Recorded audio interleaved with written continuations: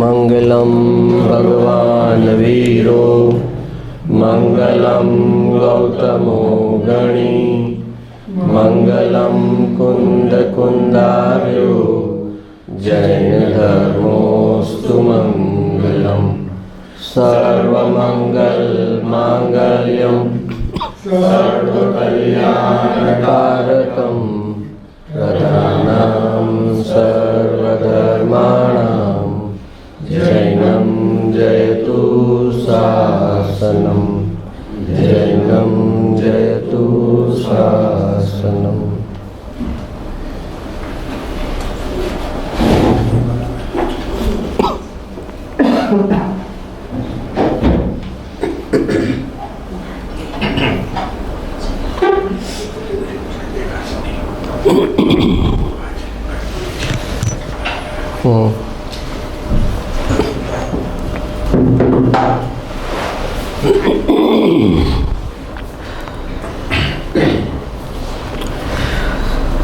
મોક્ષનો જે માર્ગ છે એનો આપણો આધાર છે મુખ્ય ભેદ જ્ઞાન.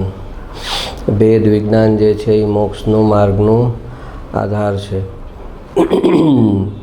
અને મુખ્યતા એ ભેદ જ્ઞાન શેનું છે તો કે જડ અને ચેતનનું. 5-6 દ્રવ્ય છે પણ એમાં 5 તો જડ જ છે અને એક જીવ જ ચેતન છે. એટલે ખાલી 2માં ડિવાઈડ કરવા હોય તો દ્રવ્ય જડ અને ચેતન એમ જ છે.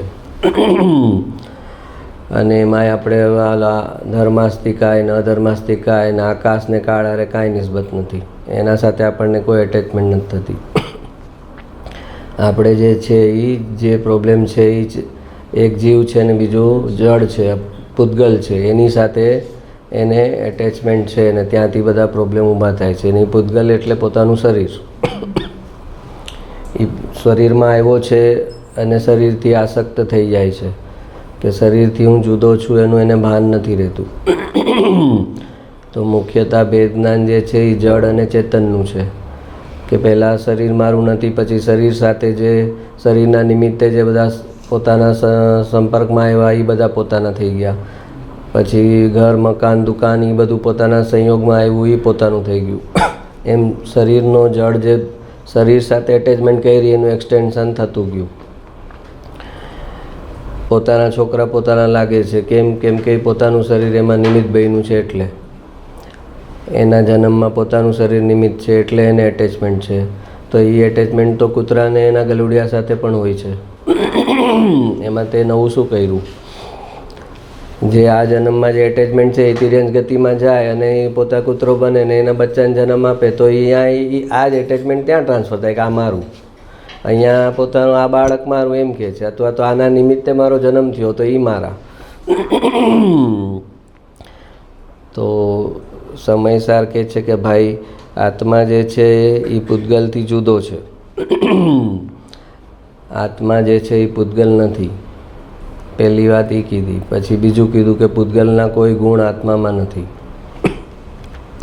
પૂતગલમાં રસ, સ્પર્શ, રસ, ગંધ, વર્ણ જે છે તો એવો કોઈ ગુણ આત્મામાં નથી. તો પૂતગલ નથી અને પૂતગલના કોઈ ગુણ બી આત્મામાં નથી.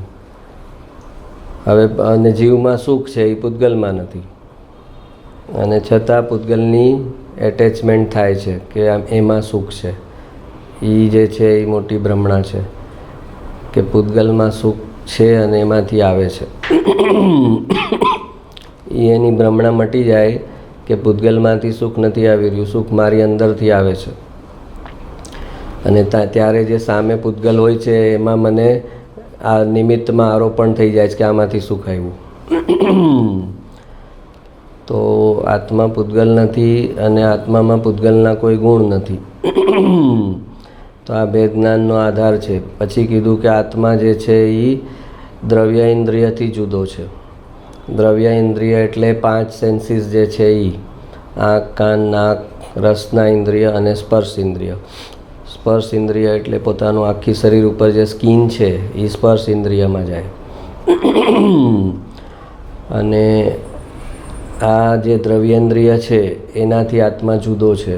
દ્રવ્યેન્દ્રિય જે જાણે છે એ જાણવામાં નિમિત્ત કોણ છે? તો કે ભાવ ઇન્દ્રિય છે એ જાણે છે.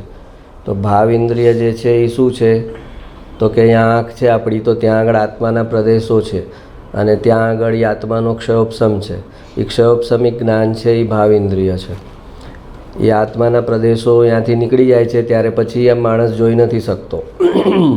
તો એ આત્માના પ્રદેશો ઉપર જે ક્ષયોપસમિક જ્ઞાન છે કે જે આ આંખના નિમિત્ત દ્વારા જોઈ શકે એટલું જ એનું ક્ષયોપસમ છે, તો એ છે એ ભાવ ઇન્દ્રિય છે. તો સમયસાર કહે છે કે તું ભાવ ઇન્દ્રિયથી પણ જુદો છે. ભાવ ઇન્દ્રિય છે જે ક્ષયોપસમિક જ્ઞાન છે, અને જે ક્ષયોપસમિક જ્ઞાન છે એને વિભાવ કીધો. જેમ રાગ દ્વેષ વિભાવ છે એને તારા નથી, એમ ક્ષયોપસમિક જ્ઞાન વિભાવ છે એ તારું નથી. અને આ ચીજ ન સમજવાને કારણે જેવું એને ક્ષયોપસમ આવે છે તો થાય છે કે એમાં એનું એકત્વ થઈ જાય છે કે બરાબર છે, શરીર હું નહીં, આંખ કાન નાક હું નહીં, પણ આ જાણું છે તો હું ને, જાણનારો તો હું છું ને. તું જાણનારો છે પણ તું કોઈ ઇન્દ્રિયના નિમિત્તથી જાણનારો નથી. અને ઇન્દ્રિયના નિમિત્તથી જે જણાઈ રહ્યું છે એ ભાવ ઇન્દ્રિય એમાં જ નિમિત્ત છે, અને એ ભાવ ઇન્દ્રિય જે છે એનાથી તું જુદો છે. અને આ ભાવ ઇન્દ્રિયથી પોતાને જુદો ન માને એટલે ફરીથી નિગોદમાં જાય. કેમ કે ભાવ ઇન્દ્રિય એકલી તો મળવાની નથી, એને દ્રવ્ય ઇન્દ્રિય લાગશે. દ્રવ્ય ઇન્દ્રિય એકલી નહીં મળે, એને આખું શરીર લાગશે. તો ભાવ ઇન્દ્રિય સાથે જોડાણ કર્યું એટલે તે ઇનડાયરેક્ટલી શરીર સાથે જોડાણ કરી દીધું. તો એને આ ક્ષયોપસમિક જ્ઞાનમાં જે એકત્વ છે એની ગંભીરતા એને ખબર નથી કે તું શરીરમાં એકત્વ કરે તો પણ નિગોદમાં જા, અને ક્ષયોપસમિક જ્ઞાનમાં એકત્વ કરે તો પણ નિગોદમાં જા. કેમ કે ક્ષયોપસમિક જ્ઞાન આખરે જોડાયેલું છે શરીર સાથે, મન સાથે. તો અને એ શરીર અને મનના માધ્યમથી તું જાણનારો નથી. જાણનારો છે પણ અતિન્દ્રિય જ્ઞાનથી જાણનારો છે, ઇન્દ્રિય જ્ઞાનના માધ્યમથી જાણનારો નથી. તો આ ચાર ચીજ સમજે કે આત્મા પૂતગલ નથી, આત્મામાં પૂતગલના કોઈ ગુણ નથી, આત્મા દ્રવ્યેન્દ્રિયથી જુદો છે, અને આત્મા ભાવેન્દ્રિયથી જુદો છે. દ્રવ્યેન્દ્રિય સુધી તો વાંધો નહીં ઉઠાવે, એ ત્યાં સુધી તો એને એક્સેપ્ટ થઈ જશે, ગળે ઉતરી જશે. પણ આ ભાવ ઇન્દ્રિયથી જુદો પોતાને કેવી રીતે માનવો?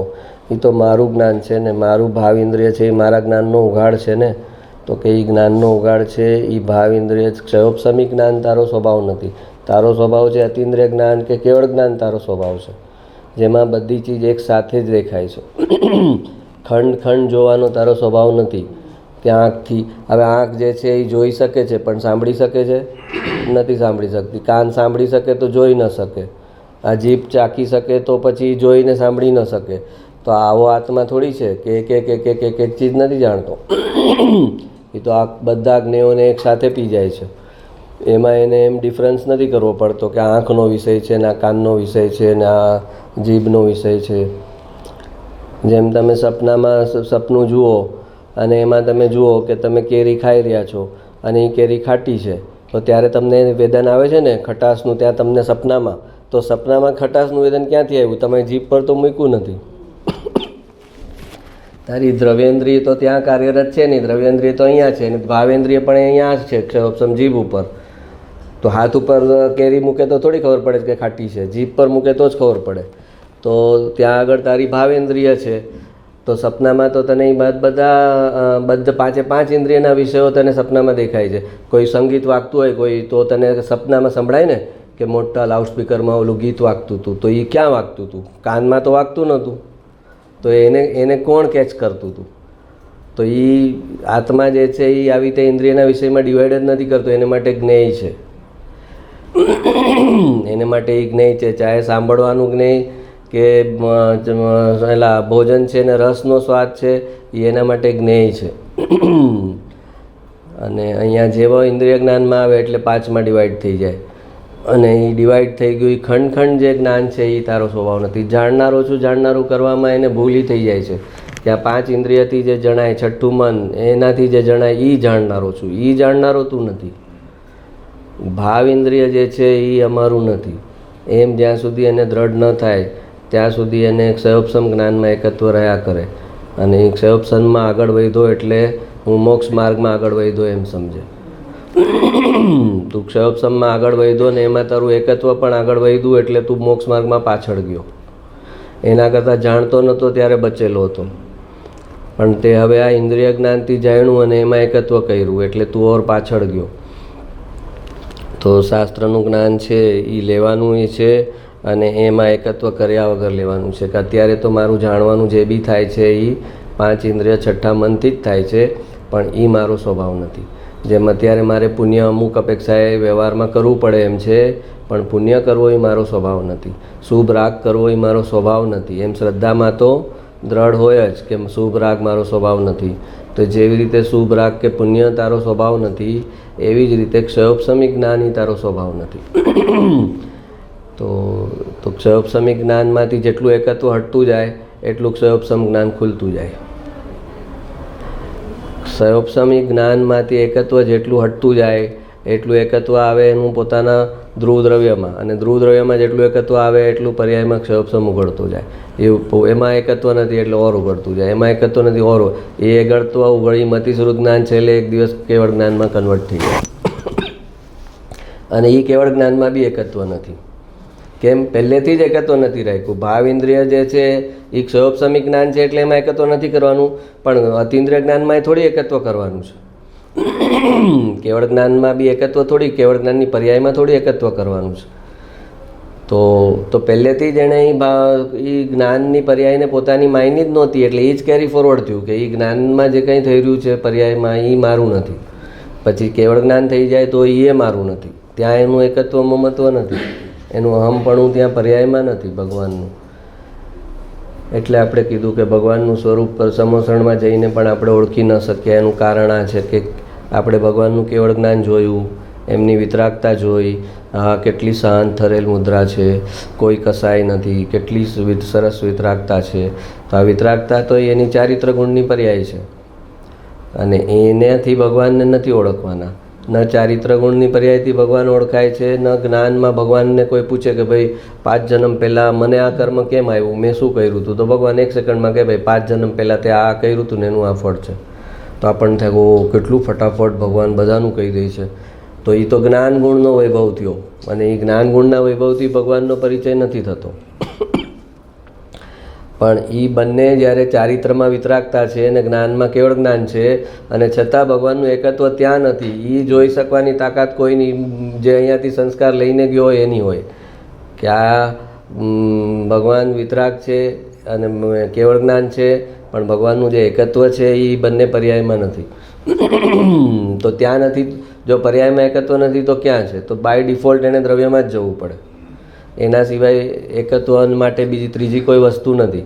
એક શ્રદ્ધા ગુણ કાં પર્યાયમાં એકત્વ કરી શકે અને કાં દ્રવ્યમાં એકત્વ કરી શકે. એની પાસે ત્રીજી કોઈ વસ્તુ જ નથી. તો જો પર્યાયમાં નથી, દ્રવ્યમાં એકત્વ છે એ તો આપણે જોઈ ન શકીએ ભગવાનનું, પણ પર્યાયમાં નથી એમ એનાથી જ સમજાઈ જાય કે દ્રવ્યમાં એકત્વ છે. અને એ ભગવાનનું જે દ્રવ્યમાં એકત્વ છે એ દ્રવ્ય મારી પાસે છે અને એમાં મારે એકત્વ કરવાનું છે એમ ભગવાન સાથે તાળો મેળવીને સમજે તો પછી બહુ બ્રહ્મણ થઈ ન શકે. તો બહુ બ્રહ્મણ અટકી. તો એણે ભગવાનને સાચા ઓળખ્યા કે મારી પર્યાયમાં ઓછું જ્ઞાન છે, ભગવાનની પર્યાયમાં વધારે જ્ઞાન છે, પણ એનાથી કંઈ ફરક નથી. ભગવાન મારે થોડા કસાઈ બચેલા છે, ભગવાન ટોટલ વિતરાગ છે, એનાથી એ ફરક નથી. ફરક છે કે એ બે પર્યાયમાં ભગવાનનું એકત્વ નથી અને મારું એકત્વ એમાં વયું જાય છે, એ મારો દોષ છે. તો આ રીતે ભગવાનની ઓળખાણ કરે તો જેવું ભગવાનના દ્રવ્યમાં એનું એકત્વ છે એમ કરે એટલે એમ પોતાના પર બાઉન્સ થાય કે તો પછી મારે ક્યાં કરવાનું છે? તો કે મારે મારા દ્રવ્યમાં એકત્વ કરવાનું છે. તો બસ એ થયું સમ્યક દર્શન. ભગવાનનું કેવળ જ્ઞાન તે જોયું કે ભગવાનની વિતરાગતા જોઈ એ સમ્યક દર્શન નથી. એ તો તે જે આપણે કુનકુન આચાર્યદેવે કીધું કે તું મને મુનિ માનીશ તો તું મિથ્યાત્વી છો, તું મને મુનિ તરીકે જોઈશ તો હું મને મુનિ તરીકે નથી જોતો, તું મને મુનિ તરીકે જોઈશ તો તું મિથ્યાત્વી છો. કેમ કે હું તને મારું મુનિપણું બતાવવા નથી આવ્યો, હું તને તારું દ્રવ્ય બતાવવા આવ્યો છું. અને તને તારું દ્રવ્ય દેખાય એના માટે તને એ સમજાવવું જોઈએ કે મને મારું દ્રવ્ય દેખાઈ રહ્યું છે અને મારું એકત્વ ત્યાં છે. તો તું મુનિ કરીને મને જો ભજતો હોય તો તું મિથ્યાત્વી છો, કેમ કે તું મારી પર્યાયને પૂજે છે. તું દ્રવ્યને પૂજે તો પછી દ્રવ્યને તું મારા પૂજી ન શકે, તારે તારા દ્રવ્યને પૂજવું પડે. તું મારી પર્યાયને પૂજી શકે મિથ્યાત્વમાં રહીને, અને તું મારા દ્રવ્યને પૂજી ન શકે. દ્રવ્ય મારી પર્યાય મારા દ્રવ્યને નથી પૂજી શકતી, તો તું તારી પર્યાય મારા દ્રવ્યને કેવી રીતે પૂજે? તો એ જે શ્રદ્ધા ગુણ એકત્વ કર્યું એ કહેવાય કે મારી જે દ્રવ્ય છે એમાં મારી શ્રદ્ધા ગુણ એકત્વ કરશે ને એમાં તારી શ્રદ્ધા ગુણ એકત્વ કેવી રીતે કરશે? તો વળી પાછું એ મિથ્યાત્વ થશે.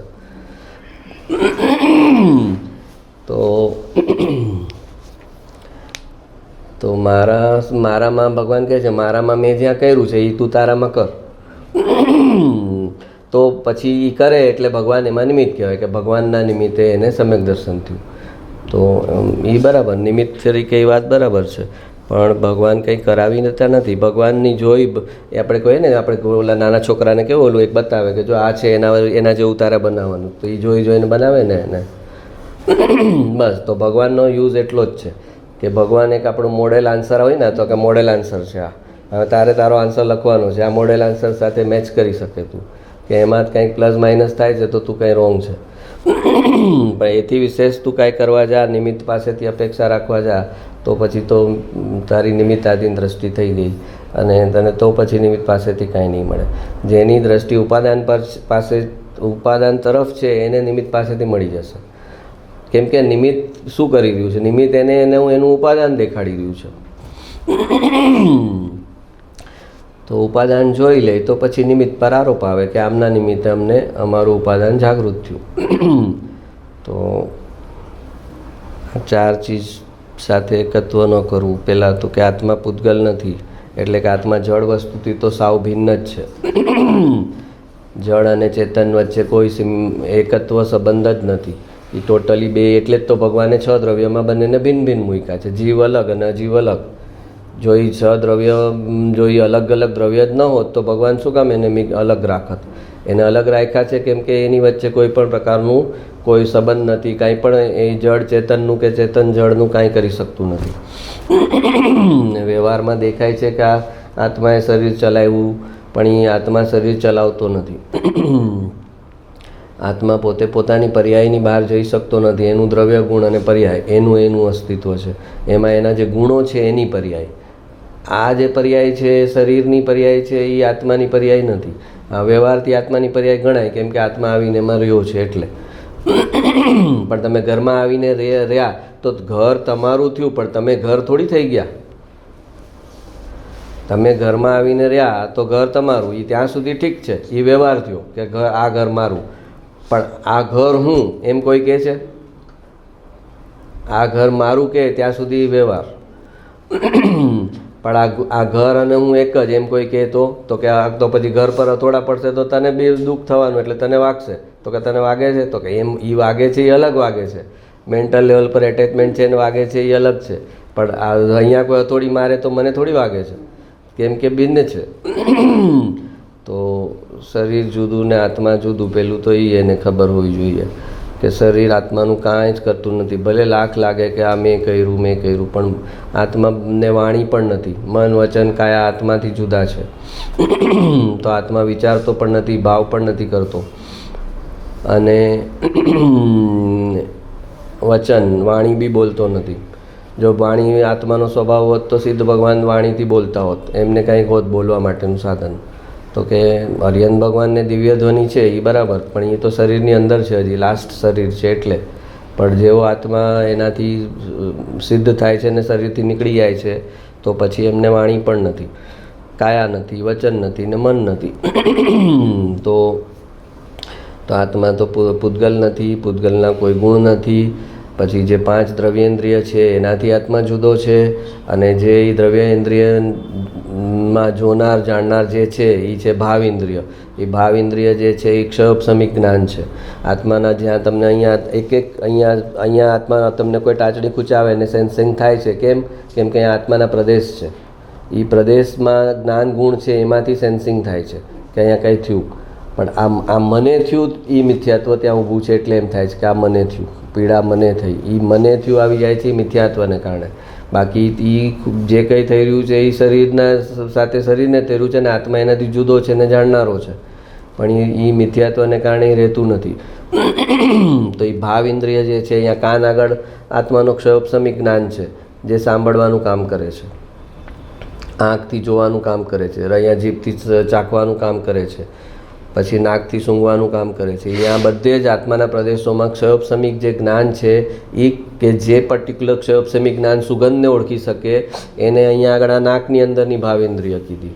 આંખની અંદર જે ક્ષયોપશમિક જ્ઞાન જોવાનું કાર્ય આ કરે છે એ ત્યાં આંખની ભાવેન્દ્રિય થઈ. એમ 5 દ્રવ્યેન્દ્રિયની અંદર પોતાની ભાવેન્દ્રિય છે અને એ ભાવેન્દ્રિયથી હું જુદો છું. જેવી રીતે મન છે એમાં પણ દ્રવ્યમન ને ભાવમન બે છે. તો એ મન જે છે એ દ્રવ્યમન જે છે એ અંદર છે એકચ્યુઅલી કાંઈક, અને પછી ભાવ ઇન્દ્રિય જે છે ભાવમન જે છે એ ક્ષયોપશમિક જ્ઞાન છે. તો એ ક્ષયોપશમિક જ્ઞાનથી હું જુદો છું એમ પહેલેથી એકડો ન ઘૂટે. જે દ્રવ્યલિંગી મુનિએ જે મિસ્ટેક કરી, તો કે શું મિસ્ટેક કરી ભાઈ? 11 અંગનું જ્ઞાન કરી લીધું અને 5 પંચ મહાવ્રત પાડે, 28 મૂળ ગુણ પાડે, નિરતિ 4 એમ કે એક દોષ વગર પાડે. જેમ ભાવલિંગી પાડે એવા નિરતિ 4 એટલે કોઈ દોષ વગર. ભાવલિંગી મુનિ જેમ ચારિત્ર પાડે એમ એક્ઝેક્ટ દોષ વગરનું ચારિત્ર પાડે, 11 અંગનું જ્ઞાન કરી લે. તો એને શું મિસિંગ થઈ ગયું? આટલું બધું, આટલો બધો જે માણસ ખમતીધર છે, ચારિત્રમાં આટલો ખમતીધર, જ્ઞાનમાં આટલો ખમતીધર, તો એ શું ચૂકી ગયો? તો કે તત્વનો નિર્ણય કરવાનો ચૂકી ગયો. બધું જ 11 અંગ ભણી લીધા, પણ એમાંથી જે સાર તત્વનો કાઢવાનો હતો, હું કોણ છું એની જે સ્થાપના કરવાની હતી, એ તત્વનો સાર કાઢ્યો નહીં, તત્વનો નિર્ણય કર્યો નહીં. તો કે 11 અંગનું જ્ઞાન કરે ને તત્વનો નિર્ણય ન થાય, તો કે ન થાય. એની દ્રષ્ટિ ક્ષયોપશમિક જ્ઞાન ઉપર હોય અને તત્વનો નિર્ણય ન થાય. તત્વનો નિર્ણય થાય અને એક વાક્ય સાંભળીને નિર્ણય થઈ જાય કે હું જળથી જુદો છું. એક વાક્યથી એને નિર્ણય થઈ જાય કે હું કોણ છું. અને બાકી 11 અંગનું જ્ઞાન કરે ને એને નિર્ણય ન થાય કે હું જળથી જુદો છું. એટલે એ જુદો નથી માયનો. એટલે એણે શું કર્યું કે દ્રવ્ય જે ભાવ ઇન્દ્રિય થઈ, તો એ ક્ષયોપશમિક જ્ઞાન થયું 11 અંગનું, એ ભાવ ઇન્દ્રિય, એમાં એનું એકત્વ ગયું. અને જે ચારિત્ર પડાય છે એ શરીરથી પડાય છે. તો એ જળથી પોતાને જુદો માયનો હોય તો એને એ ચારિત્રમાં એકત્વ ન આવે કે આ પૂતગલથી હું જુદો છું અને પૂતગલના કોઈ ગુણ માળા નથી. તો શરીર જે ચારિત્ર પાડે છે એ તો પૂતગલનું કાર્ય થયું અને એનાથી હું જુદો છું, એ મારી વસ્તુ નથી. તો આ બે જગાએ એને ભેજ્ઞાન ન થઈ શક્યું. કેમ કે એને તત્વનો નિર્ણય નહોતો, સાચા તત્વનો નિર્ણય નહોતો કે જળથી હું સર્વથા ભિન્ન છું. અને અંદર જે શુભ રાગ થાય છે, જે ચારિત્ર પાડવાનો ભાવ થાય છે, એ રાગથી પણ હું ભિન્ન છું. ન શરીરથી ભિન્નતા કરી, ન રાગથી ભિન્નતા કરી, ન ક્ષયોપશમિક જ્ઞાનથી ભિન્નતા કરી. અને બાકી બે ચીજ પૂરેપૂરી અપ ટુ ડેટ કરી નાખી. પણ એના ફળમાં બહુ તો એક ભાવ નવમી ગ્રેવ એકનો અને પછી નિગોદમાં. એટલે ગુરુદેવ હંમેશા કહેતા કે ભાઈ દ્રવ્યલિંગીએ એક મિસ્ટેક કરી, એને એવી મિસ્ટેક તું ન કરતો અને એના અનુભવમાંથી તું શીખી જજે. તો હવે દ્રવ્યલિંગીએ જે શાસ્ત્ર વાંચ્યા હશે એમાં એ આવ્યું હશે ને કે દ્રવ્યલિંગી જેવી મિસ્ટેક તું નહીં કરતો, એમ તો આવ્યું હશે ને એને. તો એ તો આવે જ છે ને. પણ જેને જ્યાં રાગ હોય છે પોતાનો, એ જ સાંભળાય છે. જેને પોતાનો રાગ હોય છે એ રાગ, અહીંયા રાગનું ફિલ્ટર લાગેલું છે. એટલે એ જે એના રાગમાં હોય એટલું સાંભળી લે છે અને બાકી એના રાગનું ફિલ્ટર બાકીનું બહાર કાઢી નાખે. આ તો કોઈકની વાત, દ્રવ્યલિંગીની વાત કરે, મારી વાત થોડી કરે છે. તો આટલું સમજે તો એને ક્યાં શાસ્ત્ર ખોલવાની જરૂર છે? આમાં શાસ્ત્ર ક્યાં ખોલવાના? તારે રોજ પ્રેક્ટિકલ આ ચીજ કરવાનો છે, અનુભવ, અને તારે એનું બે જ્ઞાન કરવાનું છે. પ્રયોજનભૂત જ્ઞાન બધું આવી ગયું. હવે શાસ્ત્ર અભ્યાસ શેના માટે છે? તો કે જેટલું શાસ્ત્રનું જ્ઞાનનું ઊંડાણ થતું જાય એટલી મતિસુર જ્ઞાનની નિર્મળતા વધતી જાય. તો એ જે નિર્મળ જ્ઞાન છે એ આત્માનો અનુભવ ઇઝીલી કરી શકે. પ્લસ તું એટલો સમય એ જ્ઞાનમાં રહ્યો એટલે તારે અશુભ ભાવથી બચવાનું થયું, સાંસારિક ભાવોથી બચવાનું થયું. પણ ઓર ખોદું પણ ખોદીને તું લઈશ શું? જે લેવાનું છે એ તો આ છે. તો એ તું ન લે અને પછી તું શાસ્ત્રનો વિસ્તાર કરતો જા, તો એ વિસ્તારથી શું ફાયદો થશે? પહેલાં સાર પકડી લે પછી વિસ્તારમાં જઈ શકાય. જે જ્ઞાનીઓ, જે મુનિઓ છે એ બધાએ સાર પકડી લીધો છે. જે કુંકુનાચાર્ય દેવ કહે છે કે તું મને મુનિ માને તો તું મિથ્યાત્વી, હવે એ આ કે તમે છઠ્ઠા સાતમા ગુણસ્થાનના મુનિ છો એટલે તો હું તમને વંદન કરું, તો કે તો તું મિથ્યાત્વી છો. મારી પર્યાયને નહીં જોતું, હું પર્યાયથી પૂજનીય છું એમ તું માને છે ને, એ રાઈટ નથી. હું તને એ વસ્તુથી લાવ, તારી પર્યાયને સાફ કરવાનો, મારા જેવી તારી પર્યાય બનાવી હોય તો કેવી રીતે બને એ તને રસ્તો બતાવું છું કે મેં મારા દ્રવ્ય સાથે એકત્વ કર્યું એટલે મારી આ પર્યાય આવી છે. એમ તું આ પર્યાય સાથે એકત્વ કરીશ તો તારામાં નહીં આવે. હું પોતે મારી આ પર્યાયમાં એકત્વ કરીશ તો મારી આ પર્યાય વહી જશે. હું કહીશ કે હું છઠ્ઠા સાતમા ગુણસ્થાનનો મુનિ છું એમ હું એકત્વ કરીશ અને ત્યાં મારો ગર્વ આવશે, અહમપણું ત્યાં આવશે, તો એ મારું મુનિપણું મારું વયું જશે. તો તું મારા મુનિપણામાં અહમપણું કરી તો તને શું ફાયદો થશે? તો દ્રવ્ય દ્રષ્ટિ એટલે ગુરુદેવે 25 વર્ષ સુધી આ એકની એક વાત ઘૂંટાવ્યો, એકનો એક એકડો ઘૂંટાવ્યો કે જો દ્રવ્ય દ્રષ્ટિ કરી લે તો પછી પર્યાયનો હિસાબ બધો સુલટી જશે. તીર્થંકરનું દ્રવ્ય હોય ને એ સામાન્ય પ્રવચન આપે કે પર્યાયના દોષ બધા કોઈ બાળ મંદિરમાં નાના લેવલના જ્ઞાનીઓ પાસે સમજજો, અમારી પાસે ટાઈમ નથી, અમે એ લેવલ સુધી નહીં આવીએ કે તમે આમ નહીં કરતા ને તેમ નહીં કરતા ને કુસંગ નહીં કરતા ને એ બધું અમે નહીં કહીએ. એ બધું તમે નીચે બાળ મંદિરમાં સમજીને આવજો. અમારે તમને જે સમજાવવાનું છે એ બહુ મહત્ત્વનું છે, એ અમે સમજાવશું. હા એ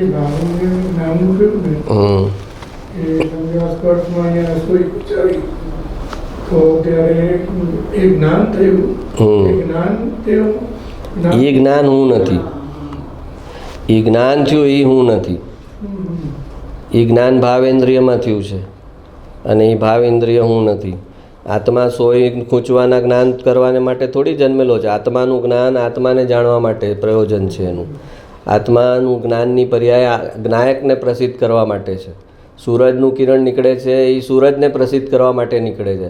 તો અહીંયા આગળ કાદવ છે ને અહીંયા આગળ કમળ છે, તમે કહો કે આ સૂર્યના પ્રકાશથી મને દેખાણું, તો કે એ તમારો પ્રોબ્લેમ છે. સૂર્ય કે એ મને નથી ખબર કે મારા પ્રકાશથી કાદવ દેખાણો કે કમળ દેખાણું. મારું જે કિરણ નીકળે છે એ મને પ્રસિદ્ધ કરે છે કે હું છું. એમ આત્માની જ્ઞાનની પર્યાય જે છે એ પોતાને પ્રસિદ્ધ કરે છે કે અહીંયા છે, આ છે, આ છે. એ જ્ઞાનની પર્યાયમાં જ્ઞાયક ઝલકે છે અને એ એનું મૂળભૂત પ્રયોજન છે. બાકી બાય પ્રોડક્ટમાં એની સ્વચ્છતાને કારણે બીજું બધું ઝલકે છે, એ વસ્તુ અલગ થઈ.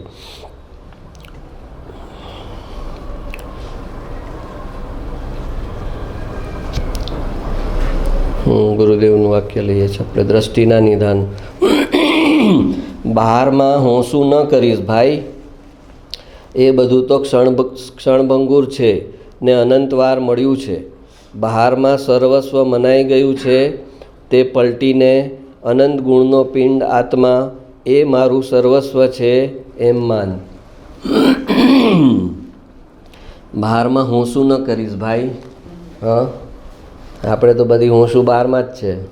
હા, એ કહે છે બહારમાં હોંશું ન કરીશ, એ બધું તો ક્ષણભંગુર છે ને અનંતવાર મળ્યું છે.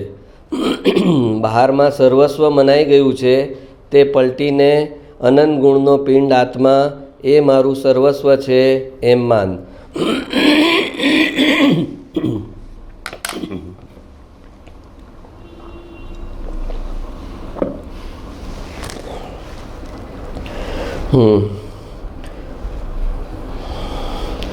હું શું કેવી હોય, મારો છોકરો હવે CA કરવાનો છે, મારો છોકરો આ બધા પેરેન્ટ્સ મળે ને તો બધાની વાત સાંભળવાની, એટલે એ હું શું જ ચાલતી હોય. તમારો છોકરો શું કરવાનો છે, SSC પછી શેમાં જવાનો, 12th પછી શેમાં જવાનો છે. એમાં જેના હોશિયાર હોય એ જરા હોશ વધારે કરે, એના પ્રોબ્લેમ બતાવતા હોય પણ અંદરમાં હોશ હોય એની. એ પ્રોબ્લેમ એ રીતે બતાવે કરે એડમિશનમાં ક્યાં જવું છું, એટલા કન્ફ્યુઝ છે. અને હવે છોકરો તો કે તમારા છોકરાને ક્યાં, તો કે હા એ બરાબર છે, તો પણ આમ ચિંતા તો થાય ને, અંદર નિશ્ચિંત હોય. એ કે ઓલા ક્લાસમાં મળશે કે નહીં એની ચિંતા છે.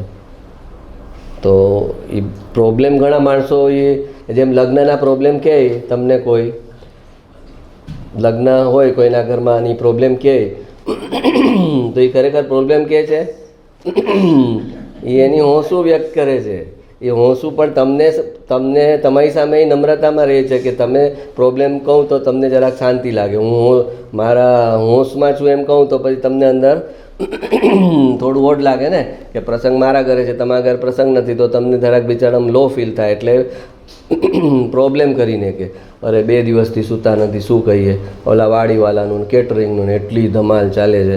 એ એના પ્રોબ્લેમમાં એને કેટલી ખુશી હોય. તો એટલે માણસોને પાછા પાછા બીજા ભોળા હોય ને તો એને સાંત્વના આપવા બેસી જાય કે અરે ભાઈ અમે સાંત્વનાની ક્યાં, તમે સમજતા નથી અમારા હોંશને. તો ઓલા કેમ કે બેન લગ્ન પતશે ને પછી બસ થોડા દિવસ છે ને, તો ઓલો કે એનું તો અમને અફસોસ છે કે આ થોડા દિવસમાં પતી જશે. આ થોડા દિવસમાં પતી જશે એનું તો ટેન્શન છે.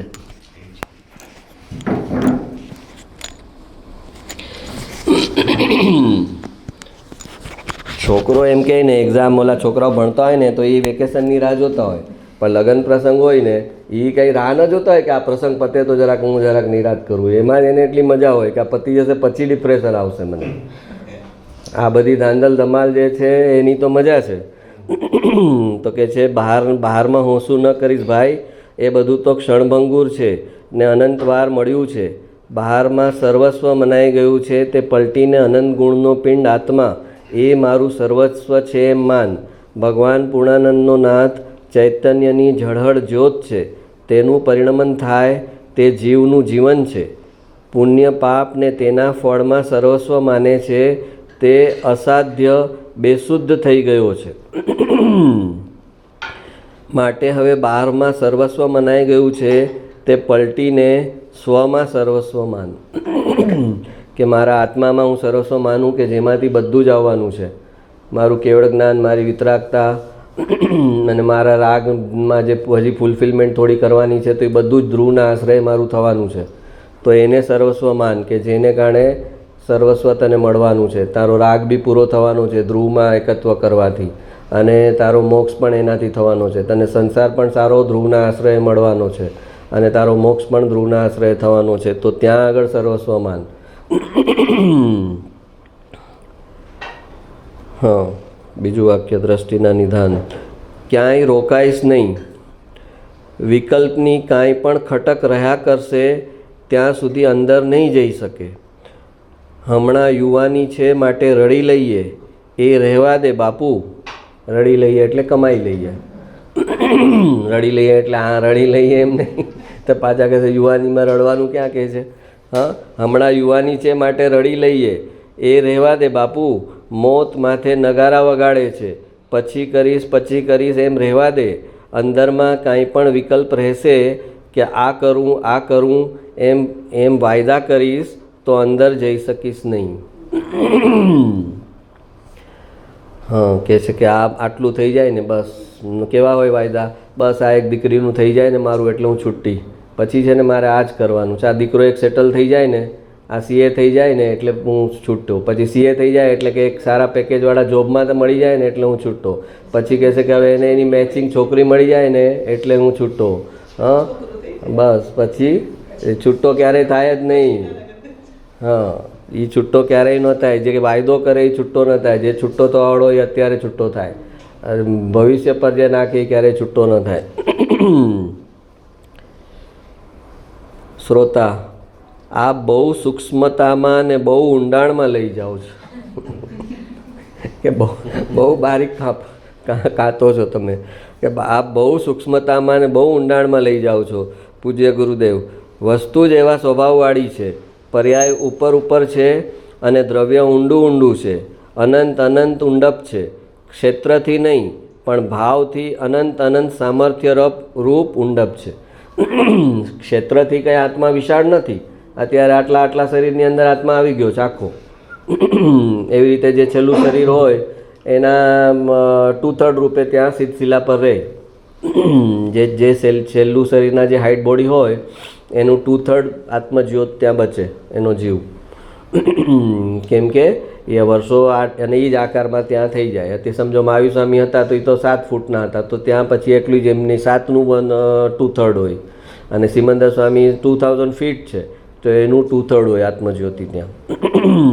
તો કે જે ક્ષેત્રથી અનંત નથી, ક્ષેત્ર તો એનું આટલું લિમિટેડ છે. બહુ મેક્ઝિમમ હાઇટ સમજો કે સિમંદર સ્વામી મેક્ઝિમમ હાઇટ, ત્યાં કોઈ બી ચોથા આરાણ તીર્થંકર હોય તો 2000 ફીટ મેક્ઝિમમ હાઇટ, એનું 2/3, એટલે કોઈ બી સિદ્ધ હોય એ એનાથી વધારે તો ન હોય. તો એ ક્ષેત્રથી અનંત નથી, ક્ષેત્ર તો એનું લિમિટેડ છે. પણ ભાવથી, એટલે કે ગુણ, ભાવ એટલે અહીંયા ગુણ સમજવાનો, ભાવથી અનંત અનંત સામર્થ્યરૂપ ઉંડપ છે. ત્યાં જ્ઞાન પર્યાયને ધીરજથી લઈ જતા ભગવાનનો ભેટો થાય છે. તારી જે જ્ઞાન પર્યાય જે છે એ જે બહાર તરફ જઈ રહી છે, એ જ જ્ઞાન પર્યાયને તારે અંતર્મુખ કરી અને તારા આત્મા તરફ લઈ જવાની છે. તો ત્યારે તને ભેટો થાય છે, એટલે કે આત્માનો અનુભવ થાય છે કે અંદર કંઈક છે. એ આત્મા છે ને એને જાણવા માટેની તને પર્યાય બી આપેલી છે ભગવાને, પણ એ પર્યાયને તું વેડફે છે બહાર, સંસારની સન્મુખ કરી અને બહાર વેડફે છે. એ ચીજને, એ ટોર્ચને અંદર લઈ જા તો એ તારા આત્માનો અનુભવ થશે, અને બહાર લઈ જઈશ તો તને બહાર બધું જગતનો અનુભવ થશે, શરીરનો અનુભવ થશે, પણ આત્માનો અનુભવ નહીં થાય, અને એનાથી આવશે ભવભ્રમણ. તો જ્ઞાનની પર્યાય તો એ જ છે. જે જ્ઞાનથી તમે બહાર રખડો છો એ જ જ્ઞાન જે છે એ અંદર આવે છે અને આત્માનો અનુભવ કરી લે છે. એ જ્ઞાનની પર્યાય કોઈ જુદી નથી. હા, એ જ્યારે બહાર જાય છે ત્યારે ઇન્દ્રિયના માધ્યમથી જાય છે, એટલે એ જ જ્ઞાનને ઇન્દ્રિય જ્ઞાન કહેવામાં આવે છે. અને એ જ્યારે અંતર્મુખ થઈ જાય છે, ઇન્દ્રિયથી પાછી વળી જાય છે અને અંદર જાય તો ત્યારે એ જ જ્ઞાન અતિન્દ્રિય થઈ જાય છે. ઇન્દ્રિય જ્ઞાન અને અતિન્દ્રિય જ્ઞાન એવા કોઈ બે ભેદ, જુદા ભેદ નથી. એ જ જ્ઞાન બહાર ગયું છે અને ઇન્દ્રિયના માધ્યમથી ગયું છે, એટલે એને એ જ જ્ઞાનને નામ આપ્યું ઇન્દ્રિય જ્ઞાન. અને એ જ અંતર્મુખ થઈ ગયું અને પોતાના આત્માને પકડ્યું તો એ જ જ્ઞાન થઈ ગયું અતિન્દ્રિય.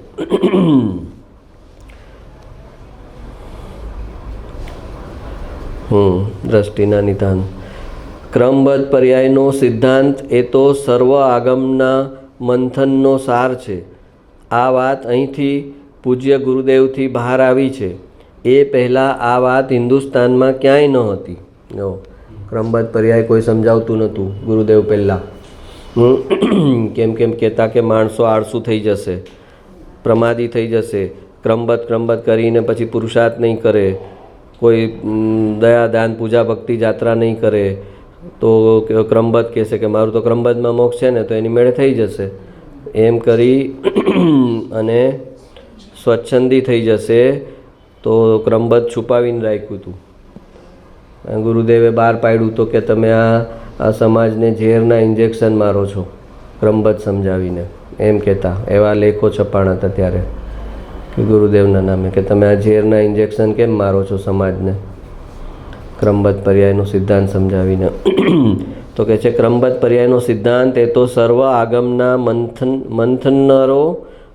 મંથનનો સાર છે.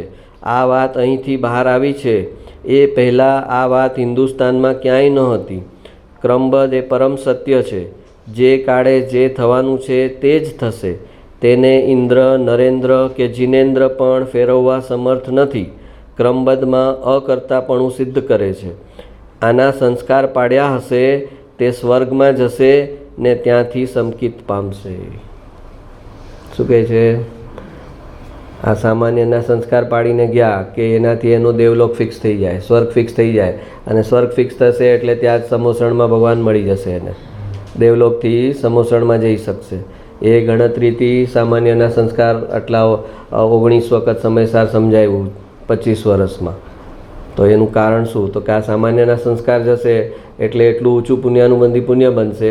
અત્યારે એને નહીં સમજાતું હોય કે વેદ જ્ઞાન નહીં કરી શકતો હોય, સમ્યક દર્શન ન કરી શકે, પણ આ સંસ્કારને કારણે જે પુણ્ય બનશે એ સીધો એને ભગવાનના સમોસણમાં મૂકી દેશે. અને ત્યાંથી પછી ત્યાં જઈને એ જો આના સંસ્કાર પાડ્યા હશે તે સ્વર્ગમાં જશે ને ત્યાંથી સમકિત પામશે. ત્યાંથી સમકિત કેવી રીતે પામશે? ભગવાનના સમોસરણમાં. ચારેય ગતિમાં સમ્યક દર્શન તો પોસિબલ છે. દેવલોક, નરક, મનુષ્ય અને તિર્યન ચારેયને સમ્યક દર્શન પોસિબલ છે.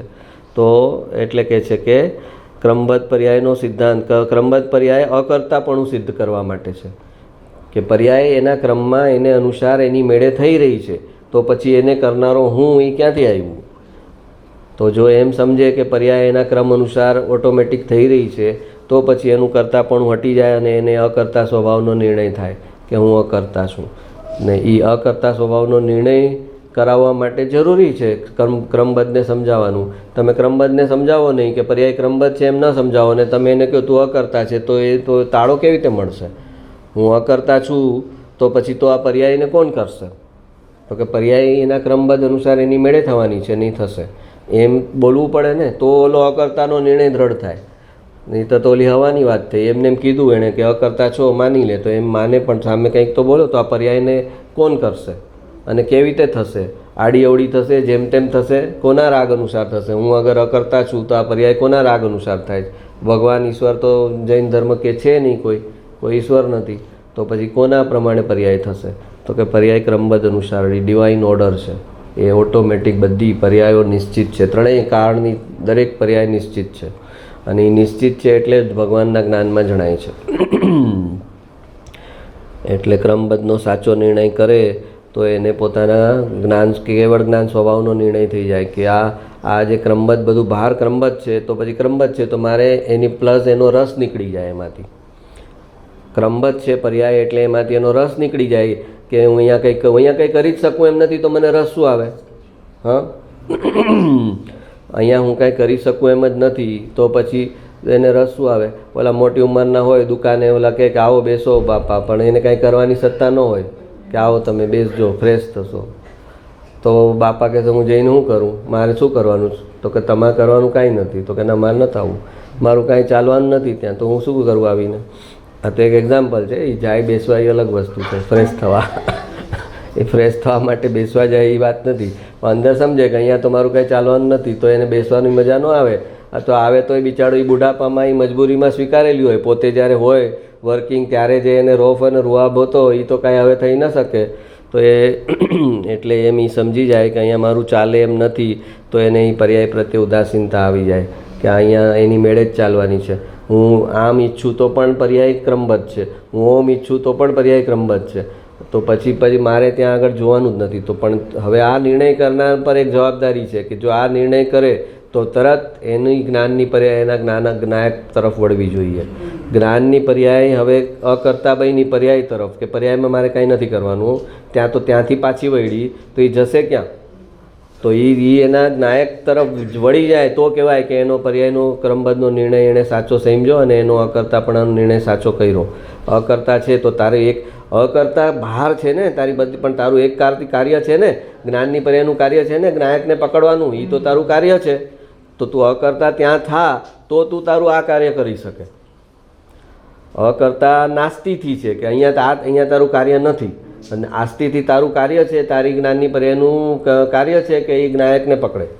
તો એ કાર્ય થવા માટે કહે છે કે ત્યાં તું અકર્તા છો. હા, આના સંસ્કાર પાડ્યા હશે તે સ્વર્ગમાં જશે ને ત્યાંથી સમકિત પામશે. એટલે આપણે બધા આમાં આવી ગયા, એમ રાહત થાય ને થોડી. આમાં કંઈ એમ કીધું નથી કે સમજાય ન સમજાય એવું કાંઈ કીધું નથી. આ ક્રમબદ્ધના સંસ્કાર નાખ, અકર્તા સ્વભાવના સંસ્કાર નાખ તો સ્વર્ગમાં જઈશ અને સમકિત પામીશ ત્યાં આગળ. હે હા, દ્રષ્ટિના નિદાન. જેને સાચી શ્રદ્ધા પ્રગટે તેનું આખું અંતર ફરી જાય, હૃદય પલટો થાય, અંતરમાં ઉથલ પાથલ થઈ જાય, આંધળામાંથી દેખતો થઈ જાય, અંતરની જ્યોત જાગે, તેની દશાની દિશા આખી ફરી જાય. આમ શુષ્ક ન બેસે, જેને શ્રદ્ધામાં પલટો આવી જાય. હા, જેને સાચી શ્રદ્ધા પ્રગટે તેનું આખું અંતર ફરી જાય, હૃદય પલટો થાય, અંતરમાં ઉથલ પાથલ થઈ જાય, આંધળામાંથી દેખતો થઈ જાય. એક માણસ આંધળો હોય વર્ષોથી અને એને આંખનું ઓપરેશન થાય ને એની પટ્ટી ખોલે, પછી એમ કે હા ડૉક્ટર તમે? ઓકે, હા તમે નર્સ છો? ઓકે, હા એમ એટલો શાંત અને વિતરાગ હોય. આંખ મળે પછી 25 વર્ષથી આંધળો હોય ને એનું આંખનું ઓપરેશન કરીને એને આંખ મળે તો ડૉક્ટર હાથ મિલાવે તો કહે યસ ડૉક્ટર થાય કે આનું મેં ઓપરેશન, આના કરતાં બીજાને આંખ આપત તોય કાંઈક મને એની પાસેથી ઉત્સાહ મળત. આ તો જો આંખ આવ્યા પછી એટલો નિરુત્સાહી છે. તો કે ભાઈ એવી વિતરાગતા છેલ્લા ભાવ માટે રાખ. અત્યારે તો રાગમાં રહે, છેલ્લા ભાવમાં વિતરાગ થવાનું જ છે. અત્યારે એટલો વિતરાગ ન થઈ જા. જેને સાચી શ્રદ્ધા પ્રગટે તેનું આખું અંતર ફરી જાય, હૃદય પલટો થાય, અંતરમાં ઉથલ પાથલ થઈ જાય, આંધળામાંથી દેખતો થાય, અંતરની જ્યોત જાગે, તેની દશાની દિશા આખી ફરી જાય. જેને અંતર પલટો થાય તેણે કોઈને પૂછવા જવું ન પડે. તેનું અંતર બે ધડક પડકાર મારતું સાક્ષી આપે કે અમે હવે પ્રભુના માર્ગમાં ભળ્યા છીએ, સિદ્ધના સંદેશ આવી ચૂક્યા છે, હવે ટૂંકા કાળે સિદ્ધ થયે છૂટકો, તેમાં બીજું કાંઈ થાય નહીં, ફેર પડે નહીં.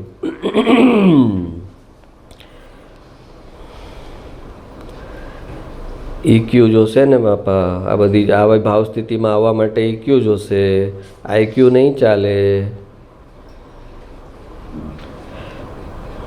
દ્રષ્ટિના નિદાન. રાગથી જુદો છું, રાગથી જુદો છું, સ્વભાવથી એકમેક છું, સ્વભાવથી એકમેક છું, એવા સંસ્કાર તો પાડ.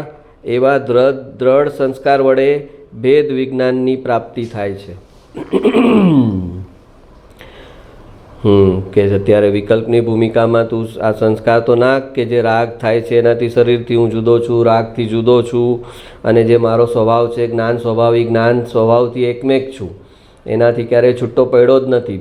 માન્યું છે કે હું છૂટો પડ્યો, પણ છૂટો પડ્યો નથી.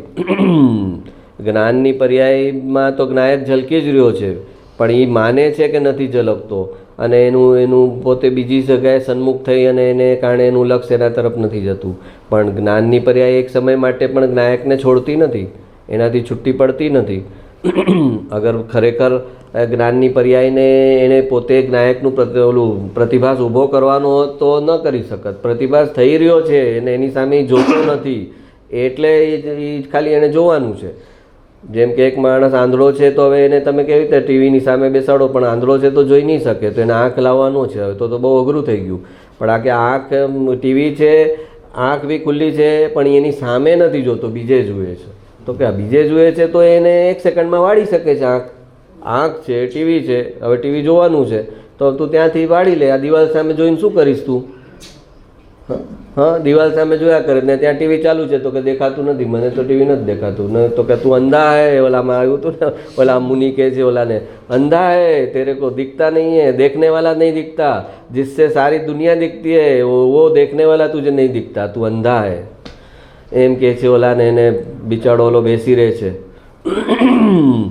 અને એને નમ્રતાથી બેસી રહે, બાપા તમે શું કહો મને સમજાતું નથી. ત્યાં 10 મિનિટમાં તો એને સમ્યક દર્શન થઈ જાય છે. તો એમ કે આ મુનિ તો જો મને ગાળો આપે છે, કે છે અંધા હે તું. 7મા ગુણસ્થાન 6ઠા ગુણસ્થાનના મુનિ આવી ભાષા બોલે, તું અંધા હે, तेरे से अंधा बड़ा अंधा मैंने नहीं देखा, हाँ देखने वाला तुझे नहीं दिखता. તો રાગથી જુદો છું, રાગથી જુદો છું એટલે કીધું કે એની પાસે આ જ્ઞાનની પર્યાય છે, એની પાસે જ્ઞાયક છે. તો કે હવે શું એને પ્રોબ્લેમ છે? તો કે એની જ્ઞાનની પર્યાયને એ આખા લોકમાં રખડાવે છે, બહાર બહિર્મુખ થઈને બધે ભટકાવે છે એ. અને જ્યાં લઈ જવાનું છે ત્યાં એને એ પસંદ નથી. એને વિશેષ પસંદ છે પણ સામાન્ય પસંદ નથી. પણ વિશેષ સામાન્ય વગર વિશેષ હોય જ નહીં એને ખબર નથી.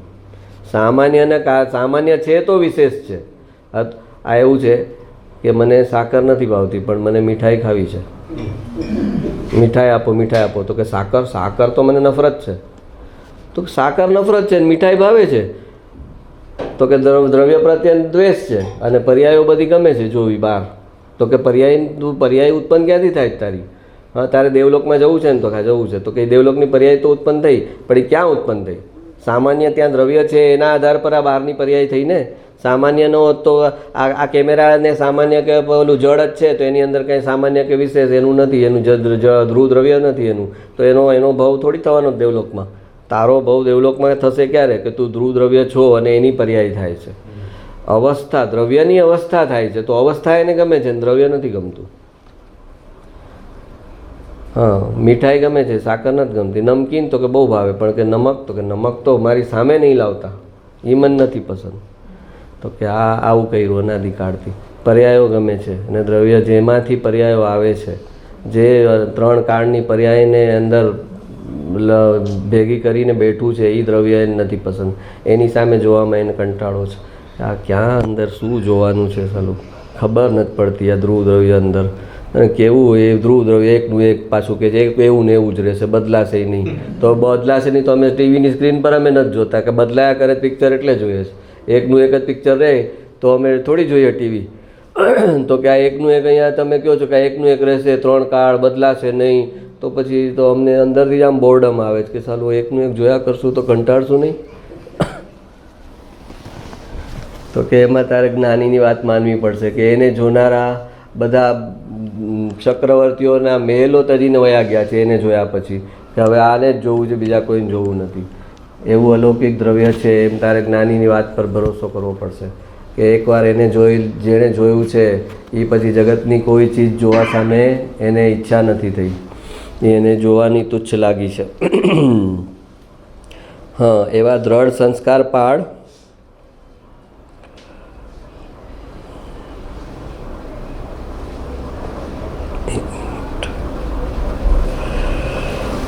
હા, એવા દ્રઢ સંસ્કાર વડે ભેદ વિજ્ઞાનની પ્રાપ્તિ થાય છે. ભેદ જ્ઞાન કરવું છે ને તો કે અત્યારે વિકલ્પ રૂપે સંસ્કારના કે આ હું નથી, આ હું નથી, આ હું નથી, આ ગુસ્સો આવ્યો એ હું નથી, આ ક્રોધ આવ્યો એ હું નથી, આ માન માયા છળ કપટ હું નથી, આ માયા લોભનો કસાય હું નથી, આ માનનો કસાય હું નથી, એમ એનાથી ભેદ જ્ઞાન કર અત્યારે વિકલ્પ રૂપે કે આ મારી વસ્તુ નથી, આ કસાયવાળો હું નથી, હું અકસાય સ્વભાવવાળો છું. એમ અત્યારે સંસ્કાર નાખ તો પછી આગળ ઉપર તને સહજ ભેદ જ્ઞાન થશે.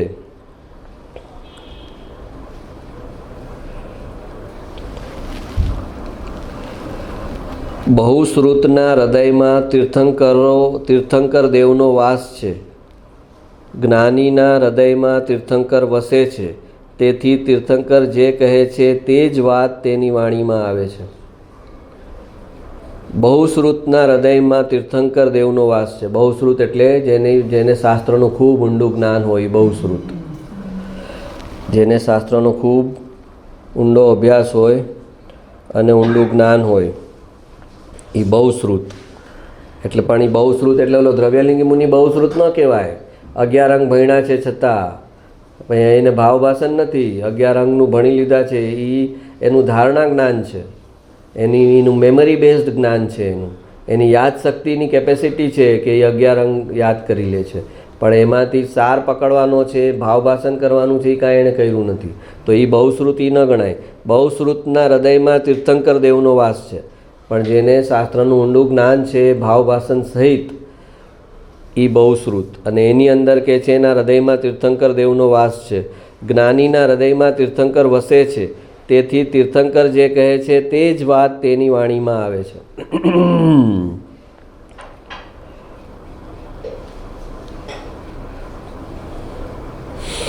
દ્રષ્ટિના નિદાન. પોતાની પાછળ વિકરાળ વાઘ ઝાપટું મારતો દોડતો આવતો હોય તો પોતે કેવી દોટ મૂકે.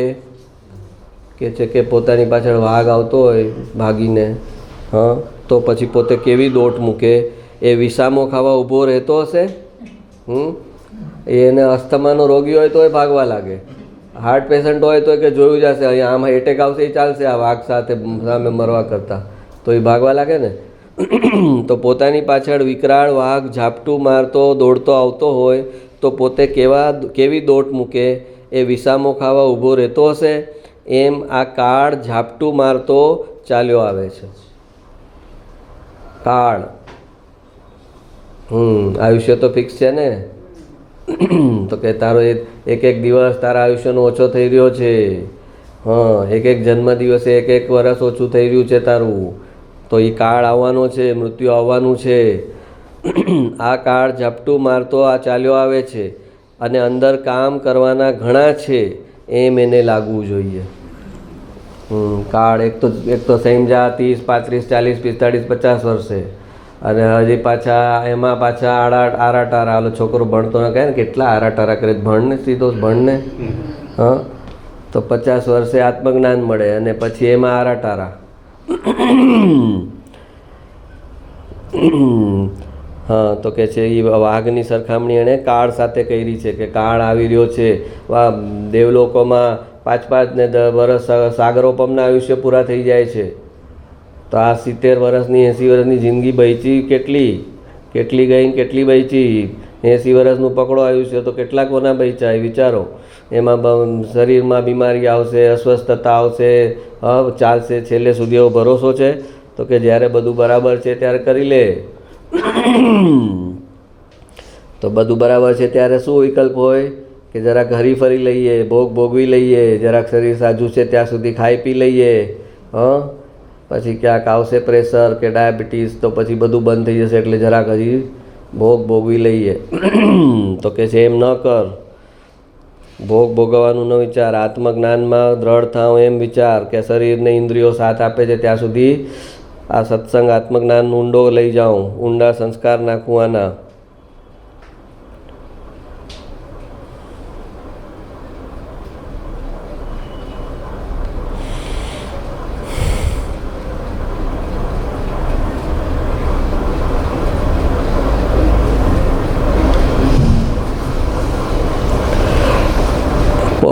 પર સત્તાવાળા તત્વોને ગ્રહવાનું અભિમાન, પર સત્તાવાળા તત્વોને ત્યાગવાનું અભિમાન, એ અભિમાન જ મિથ્યાત્વ છે અને તે 7 વ્યસનના પાપ કરતાં પણ મહાન પાપરૂપ છે.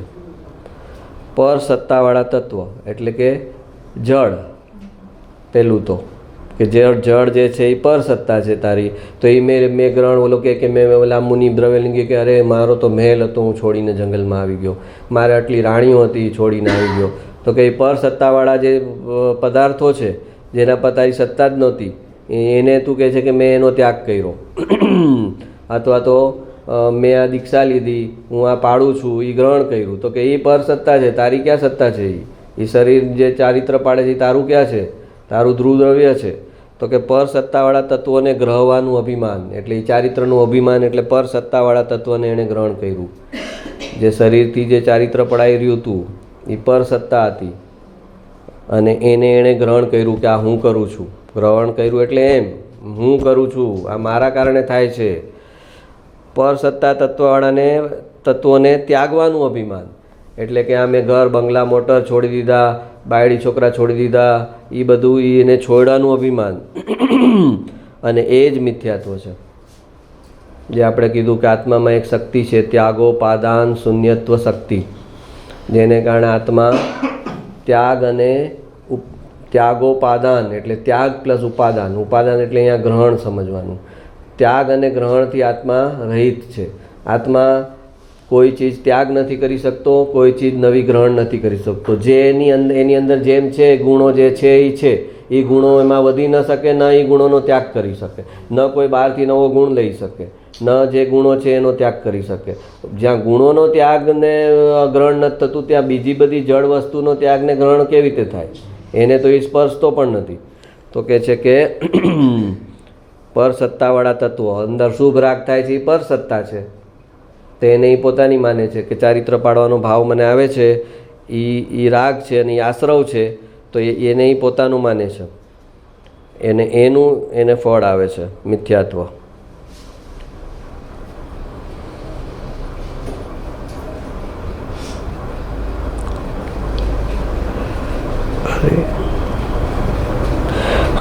પર સત્તાવાળા તત્વો. હવે આપણે પર સત્તાવલંબી જ્ઞાન કહીએ છીએ, એ અક્ષરોપસમી જ્ઞાન. શાસ્ત્રના આધારથી જે જ્ઞાન લીધું એ પર સત્તામાં અભિમાન. શાસ્ત્રમાંથી જ્ઞાન લીધું છે એનું અંદર પોતાને ભાવભાષણ નથી થયું હજી. તો ભાવભાષણ થઈ ગયા પછી જ્ઞાન, એ જે મતિસ્વરૂપ જ્ઞાન છે એ તારું નથી. ભાવભાષણ થયેલું જે જ્ઞાન છે એ તારું નથી.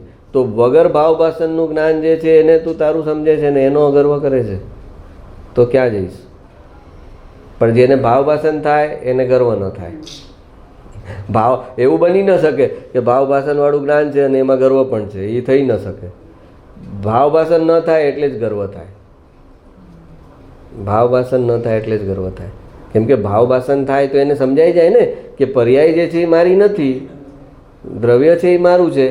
તો પર્યાય જ્ઞાનની કેવી કે બહાર ખીલે? અને એક તો ઈક્ષોપસમી જ્ઞાન છે જ્યાં નિર્મળ અતિન્દ્રિય જ્ઞાનની પર્યાય ખુલે તો એ મારે ગણવાની નથી, એમાં હમપણું નથી કરવાનું. તો ઇન્દ્રિય જ્ઞાનવાળું પર્યાય ખોલી છે ને એમાં પાછું એકત્વ, એટલે એ દિવસે દિવસે એનું જ્ઞાન હીણું થતું જશે. જે થોડી ઘણી એ નિર્જરા થઈ છે એ એને આ તત્વના સંસ્કાર, નાયકના સંસ્કાર સાંભળતા સાંભળતા થોડી નિર્જરા થઈને ઉઘાડ થયો. હવે એ ઉઘાડમાં કરે છે એકત્વ, એટલે એ ફરી પાછો બેક ટુ પેવિલિયન 0 આવશે. જે સીડીથી ઉપર ગયો છે એ જ સીડીથી નીચે આવશે, કેમ કે એ સીડીમાં એકત્વ કરે છે.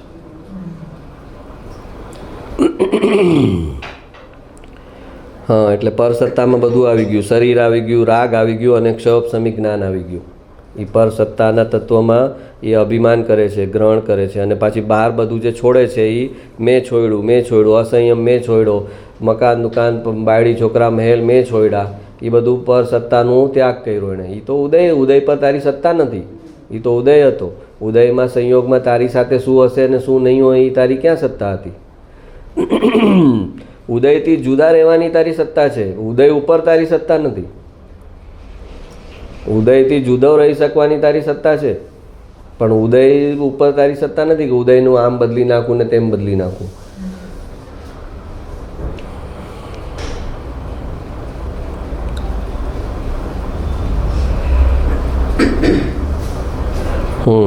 સાંભળતી વખતે એને આત્માનું સ્વરૂપ સ્પષ્ટ લાગે છે, છતાં પણ એની ભ્રમજાળ બની રહે છે. એનું કારણ એ છે કે એણે જ્ઞાનનો ઊંડો પાયો નાખ્યો જ નથી.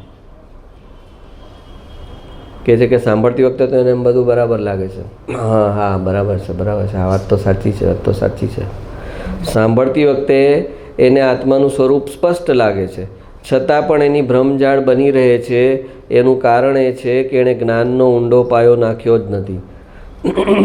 અધૂરા ઘડા છલકાવા લાગે ને, અધૂરા ઘડા છલકાય ત્યાં તો ઠીક, પણ ઘડા હોય કાણા અને પાછા એમાં પાણી ભરાય ને એમાં પાછા ગર્વ કરે. પણ તું આ તારા નીકળી રહ્યું છે ઓલરેડી, તું જે પાણીનો ગળામાં ગર્વ કરે છે એ ઓલરેડી લીક થઈ રહ્યું છે. તો કહે છે કે જ્ઞાનનો પાયો ઊંડો નાખે તો એને ભાવભાષણ થાય, અને ભાવભાષણ થાય એમાંથી આત્મ પરિણતિ બને, તો પછી એનું રિવર્સ ન થાય. 3 લોકનો નાથ અંદરમાં બિરાજે છે એની એને ખબર નથી ને બહારના પદાર્થોની કિંમત ટાંકવા જતાં તે પોતાના સામર્થ્યની કિંમત ભૂલી ગયો. બહારના પદાર્થોની કિંમત કરી, બહારના દ્રવ્ય પર્યાયની કિંમત કરી અને પોતાની કિંમત ન કરી. જેમાંથી બધું જ આવી શકે એમ હતું એની જ ઉપેક્ષા કરી.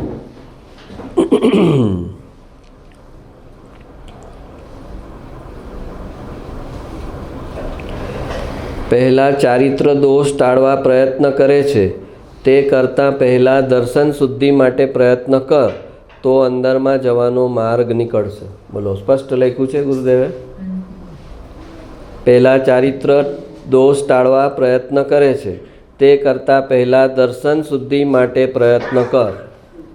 પણ જેને આપણે કીધું ને કે જેને પોતાના ચાલતા પરિણામમાં દર્શનમાં મિથ્યાત્વ પકડાય નહીં, એ આ ભવે નહીંતર આવતે ભવે દ્રવ્યલિંગી થાય ને થાય. કેમ કે એને જે મૂળ છે અંદર પકડાતું નથી, અને હવે એને ધર્મ તો કરવો છે. તો કે ધર્મ કેમ કરવાનું? હું ધાર્મિક છું એમ બીજાને સાબિત કરવું છે અને પોતાને સાબિત કરું છું હું ધર્મ કરું છું ને એમ. તો હવે કેવી રીતે થશે? તો કે ચારિત્ર સુધારો અને જ્ઞાન વધારો, ક્ષયોપશમ વધારો અને ચારિત્ર સુધારો, આ 2 ચીજ કરી શકાય અહંકારથી. શ્રદ્ધા ચોખ્ખી અહંકારથી ન થાય. અહંકાર મટે તો શ્રદ્ધા ચોખ્ખી થાય. જ્ઞાન અહંકારથી થઈ શકે કે હું કરીશ જ, આ કેમ ન થાય? ચારિત્ર કરીશ જ, કેમ ન થાય? પણ શ્રદ્ધામાં અહંકાર ન ચાલે કે હું શ્રદ્ધા કરીશ જ, એનો અહંકાર. અરે અહંકાર છોડી દે તો સાચી શ્રદ્ધા થઈ જશે. પહેલાં ચારિત્ર દોષ ટાળવા પ્રયત્ન કરે છે, તે કરતાં પહેલાં દર્શન શુદ્ધિ એટલે મિથ્યાત્વ ટાળવાનો પ્રયાસ. મિથ્યાત્વ છે એ દર્શનમાં છે, એ દર્શન એનું અહીંયા દર્શન શુદ્ધિ લખ્યું છે ને કે એ દર્શન એટલે દ્રષ્ટિ સુધાર તારી. મિથ્યાત્વ છે જે એને સુધાર. પહેલાં દર્શન શુદ્ધિ માટે પ્રયત્ન કર એટલે કે બધા અભિપ્રાય ચોખ્ખા કર, માન્યતા ચોખ્ખી કર. દર્શન શુદ્ધિ એટલે બધી માન્યતા ચોખ્ખી કરવી. તો અંદરમાં જવાનો માર્ગ નીકળશે, તો ઓટોમેટિક અંદરમાં જવાનો માર્ગ તને મળી જશે. તારી દર્શન શુદ્ધિ થશે એટલે તને તારો આત્મા જ રસ્તો બતાવશે કે હવે તારે કેવી રીતે જવાનું છે, બહારનું આચરણ તારે કેવી રીતે ધીમે ધીમે કેળવવાનું છે. બધું તને અંદરથી માર્ગદર્શન મળશે, તારા અભિપ્રાય અંદરના ચોખ્ખા થશે. તો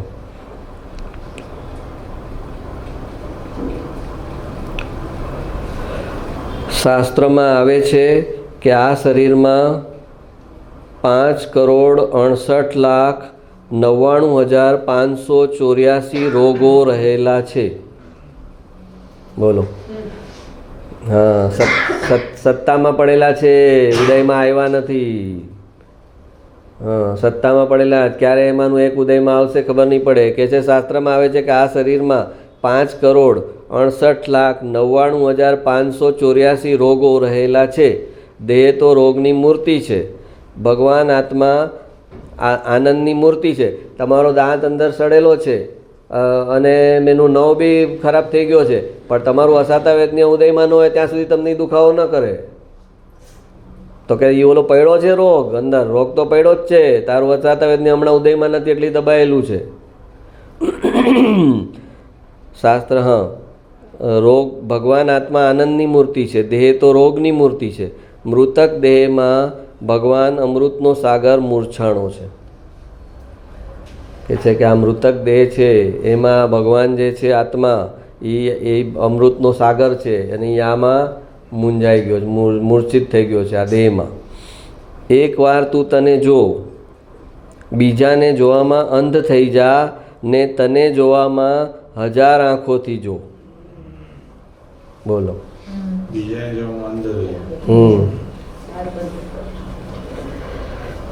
બીજાને જોવામાં અંધ થઈ જા ને તને જોવામાં 1000 આંખોથી જો. આ ભગવાનને ઓલા સમોસણમાં ભગવાનને જોવા માટે ઇન્દ્ર કંઈક 1008 કે કંઈક આંખ કરે, કંઈક મૂકીની ફિગર છે કે ભગવાન આ 2 આંખથી મને તમારું રૂપ પી નથી શકાતું, તમારું આ જે વૈભવ છે, જે તમારા ચહેરાની આભા છે, તમને હું પૂરો જોઈ નથી શકતો, મને આનંદ પૂરો નથી આવતો.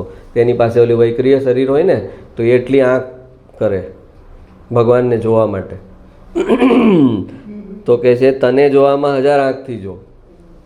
તો કે હવે 1000 આંખથી જો એટલે મતલબ શું? તો કે તારા બારીકમાં બારીક વિચાર, ભાવ, કસાય, અભિપ્રાય, આશયને તપાસ. 1000 આંખથી જોવાનો મતલબ એમ કે બારીકમાં બારીક સ્કેનર લગાવ કે તું જેને સમજે છે એની અંદર બી કાંઈ છળ કપટ નથી ને, તું જે બીજાનું શુભ કરે છે એમાંય કંઈ અંદર સ્વાર્થ નથી ને. હા, એ બારીકમાં બારીક તપાસ. એમાં એને એક પણ ભાવ કે આશય જવા ન દે.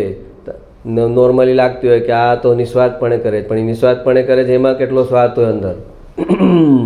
તો કે તારા સાચા આશયને બરાબર જાણ, તપાસ. પોતાને જોવામાં 1000 ઓલો કેમેરા બરાબર બારીક રાખ, ઓલો બીજાને જોવાનો કેમેરા જ બંધ કરી દે એમ કે છે.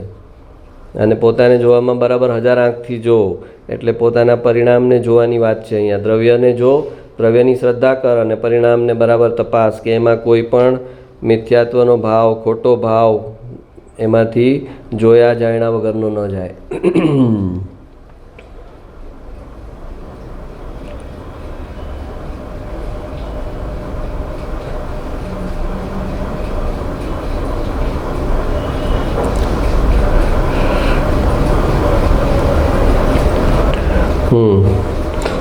મારું વાક્ય છે, જ્ઞાનના વૃક્ષને નિયમિત પાણી પાવાથી એના ઉપર ધ્યાનનું ફળ લાગે છે. ધ્યાન જે છે એ ફળ છે, એ ફળને ચીપકાવાના ન હોય. ડાળી ઉપર કોઈ ફળ ચીપકે છે કે એની મેળે અંદર મૂળમાં પાણી ગયું ને ઝાડ વિકાસ પામે એટલે એના ઉપર ફળ ફૂલ આવે. તો એના વિકાસ કરવા માટે એની ડાળ પર કાંઈ કરવાનું ન હોય, સેલોટેપથી કંઈ કેરી ચીપકાવાની નહીં હોય કેરીના ઝાડ પર. એના મૂળમાં પાણી નાખ એટલે એના સ્વભાવ પ્રમાણે એનો વિકાસ થશે અને એના પર ફળ ને ફૂલ આવશે. એમ જ્ઞાનના વૃક્ષને નિયમિત પાણી પાવું. ના, એ કેવી રીતે પાણી પાવું? તો કે સત્સંગ, સ્વાધ્યાય. એ તારું કર્તવ્ય છે અત્યારે તત્વનો અભ્યાસ કરતો રહે. તત્વનો અભ્યાસના બાય પ્રોડક્ટ ફળ છે સમ્યક દર્શન. તત્વ અભ્યાસનું બાય પ્રોડક્ટ છે ફળ સમ્યક દર્શન. તે સમ્યક દર્શન કરું એમ નહીં, ભગવાનનું જે જ્ઞાન છે એને મારે સમજવું છે, ઊંડાણથી સમજવું છે અને મારા પર મારે એપ્લાય કરવું છે અને મારે મારા આત્માનો અનુભવ કરવાનો છે. એમ જ્ઞાનમાં ડૂબી જા. તો જ્ઞાનમાં જે ડૂબી જાય છે પૂરો, એને ધ્યાન લાગી જાય છે અને ધ્યાન લાગી જાય છે એને સમ્યક દર્શન થાય છે. આમ થોડું સમજીને આમ હું તો જ્ઞાયક છું ને આમ બેસી જાય, હું જ્ઞાયક છું, જ્ઞાયક. અરે શું જ્ઞાયક છું? ક્યાંથી મળવાનું તને જ્ઞાયક? ધૂળે નહીં મળે. જ્ઞાયક. તારે તારી કેપેસિટી જ નથી અત્યારે. એ મુનિને 6ઠા 7મા ગુણસ્થાનમાં એ ધ્યાન કરવાનું છે. આમ એ તારે ક્યાં કરવાનું છે? એ ચારિત્ર માટે એ જ્ઞાન, એ ધ્યાનની જરૂર છે. તારે તો તત્વ અભ્યાસમાં તું ડૂબેલો રહે એ તારું ધ્યાન છે. ખુલ્લી આંખનું તારું ધ્યાન છે. સમ્યક દર્શન એ ચારિત્ર ગુણની પર્યાય છે એનામાં, અને સમ્યક દર્શન એ શ્રદ્ધા ગુણની પર્યાય છે, અને ધ્યાન એ ચારિત્ર ગુણની પર્યાય છે. તો તને શ્રદ્ધા ગુણને ચોખ્ખો કરવા માટે ધ્યાનની જરૂરત જ નથી. ધ્યાન એટલું જ કાફી છે જેટલું તને શાસ્ત્ર સમજતી વખતે, સત્સંગમાં સમજતી વખતે જે એકાગ્રતા થાય એટલું જ કાફી છે. દેશોગાનીજી ગુરુદેવને સાંભળવા ગયા અને કીધું રાગ જુદો ને જ્ઞાન જુદો. બસ તો આવીને એને શું કે આ કેવી રીતે જુદો, મને દેખાતું તો નથી આ રાગ જુદો ને જ્ઞાન જુદા, શું કહેતા હતા? હા, તો એના પર એનું ગોલન ચિંતન મનન રાત આખી ચાલ્યું, થઈ ગયું સવારે સમ્યક દર્શન. તો તારે તો તારા તત્વ અભ્યાસમાં ડૂબવાનું છે કે તત્વમાં હું ઊંડો રહું અને મારા ઉપયોગને તત્વમાં ટકાવી રાખવું. તત્વમાં ઉપયોગ ટકાવી રાખશે તો એના બાય પ્રોડક્ટમાં એને ધ્યાન લાગશે અને એને સમ્યક દર્શન થશે.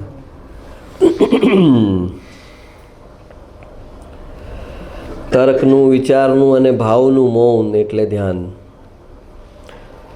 તો એ જે તત્વ અભ્યાસમાં ડૂબે છે એને એ તત્વના વિચાર બી વિલીન થઈ જાય છે છેલ્લે. એટલે તર્કનું, વિચારનું અને ભાવનું મૌન. ભાવ એટલે શુભ અશુભ ભાવ. આત્મા જે છે એ જ્ઞાન સ્વભાવવાળો છે, તો એમાં ભાવથી નહીં જઈ શકાય, શુભ ભાવથી નહીં જઈ શકાય. એમાં આત્મામાં શુભ ભાવ, જ્ઞાન ભાવથી આત્મામાં જઈ શકાશે.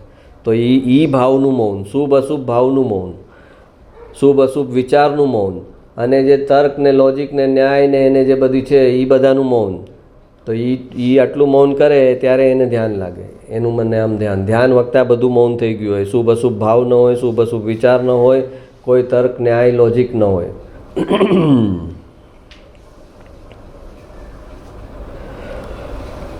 કુદરત જેને આત્મપરિણતિથી વંચિત રાખવા માગે છે એને ક્ષયોપશમની લાલસા આપે છે.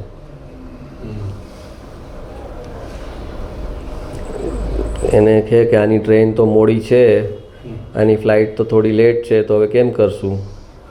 તો આને ડાયવર્ઝન આપવાનું છે. તો ડાયવર્ઝન કેવી રીતે આપશું? તો કે એને ક્ષયોપશમની લાલસા આપી દો. એને ભ્રમણા રહેશે કે હું તો મોક્ષના માર્ગમાં જ છું ને, હું તો ભગવાનની વાણી જ વાંચું છું ને, હું તો શાસ્ત્ર જ વાંચું છું ને.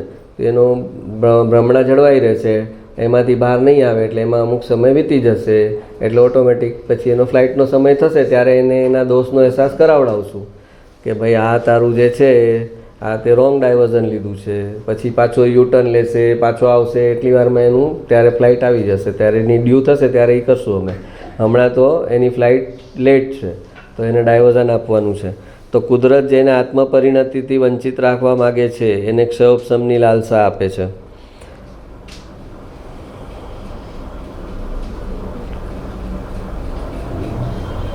અને કુદરત જેને જ્ઞાનથી વંચિત રાખવા માગે છે એને ક્રિયામાં કુશળ બનાવે છે.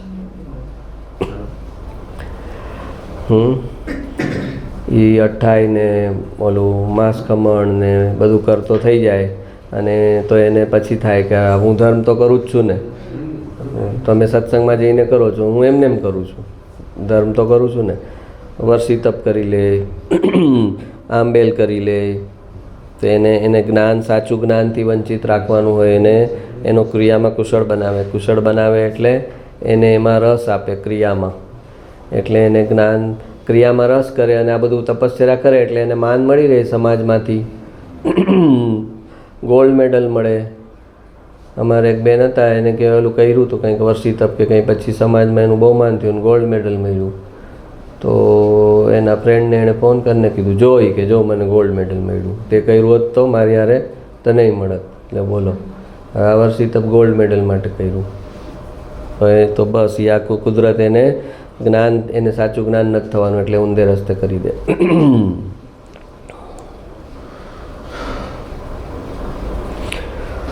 ડોલ કૂવામાં ડૂબે તો પાણીથી ભરાય, પર્યાય દ્રવ્યમાં ડૂબે તો ગુણોથી છલકાય. આપણે કૂવામાંથી પાણી કાઢ્યું કે નહીં ક્યારે? અમારે તો વાડીમાં કૂવો હતો, જૂની વાડીમાં. એમાં ટીપડાથી હા ટીપડામાં નાખીએ આમ ટીપડું તમે ઓલી પાણીની સપાટી પર આમ મૂકી દો તો કાંઈ ન થાય, તમારે આમ આમ કરીને અંદર નાખવું પડે એને, પછી એમાં આમ પાણી ભરાય પછી ઉપર ખેંચી શકો.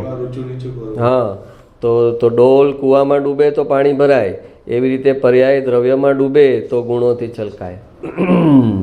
એવી રીતે પર્યાય પોતે અંતર્લીન થાય, પોતે જેમાંથી આવી છે એમાં એ જાય અંદર, એટલે એનો આખો ગુણોનો વૈભવ એની પર્યાયમાં પ્રગટ થતો જાય.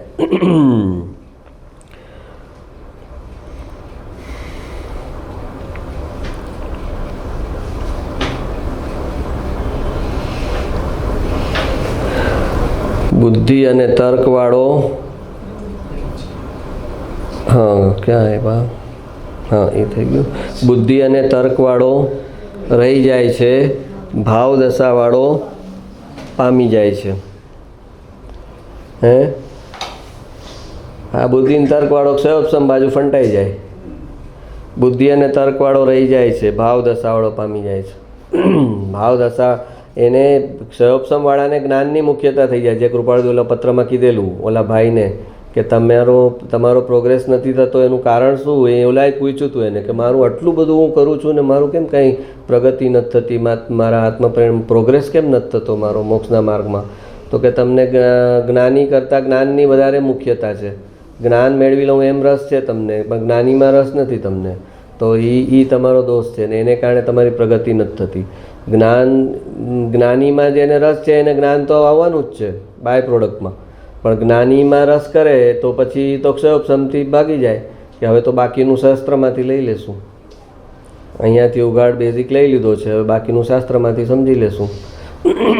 તો બુદ્ધિ અને તર્કવાળો રહી જાય છે, ભાવ દશાવાળો પામી જાય છે.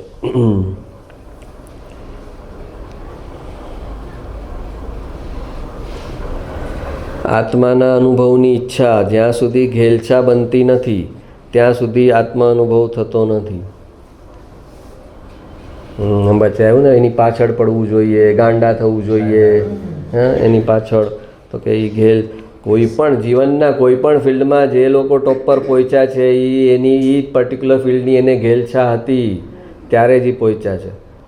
કોઈ પણ ફિલ્ડ લઈ લ્યો તમે, હા એ ઘેલછા વગર કેવી રીતે જાય. આ નરેન્દ્ર મોદી અહીંયા પહોંચ્યા છે, કેવી ઘેલછા હશે એને, એના મધર અત્યારે છે બુઢાપામાં, એની સાથે એને કાંઈ છે કનેક્શન?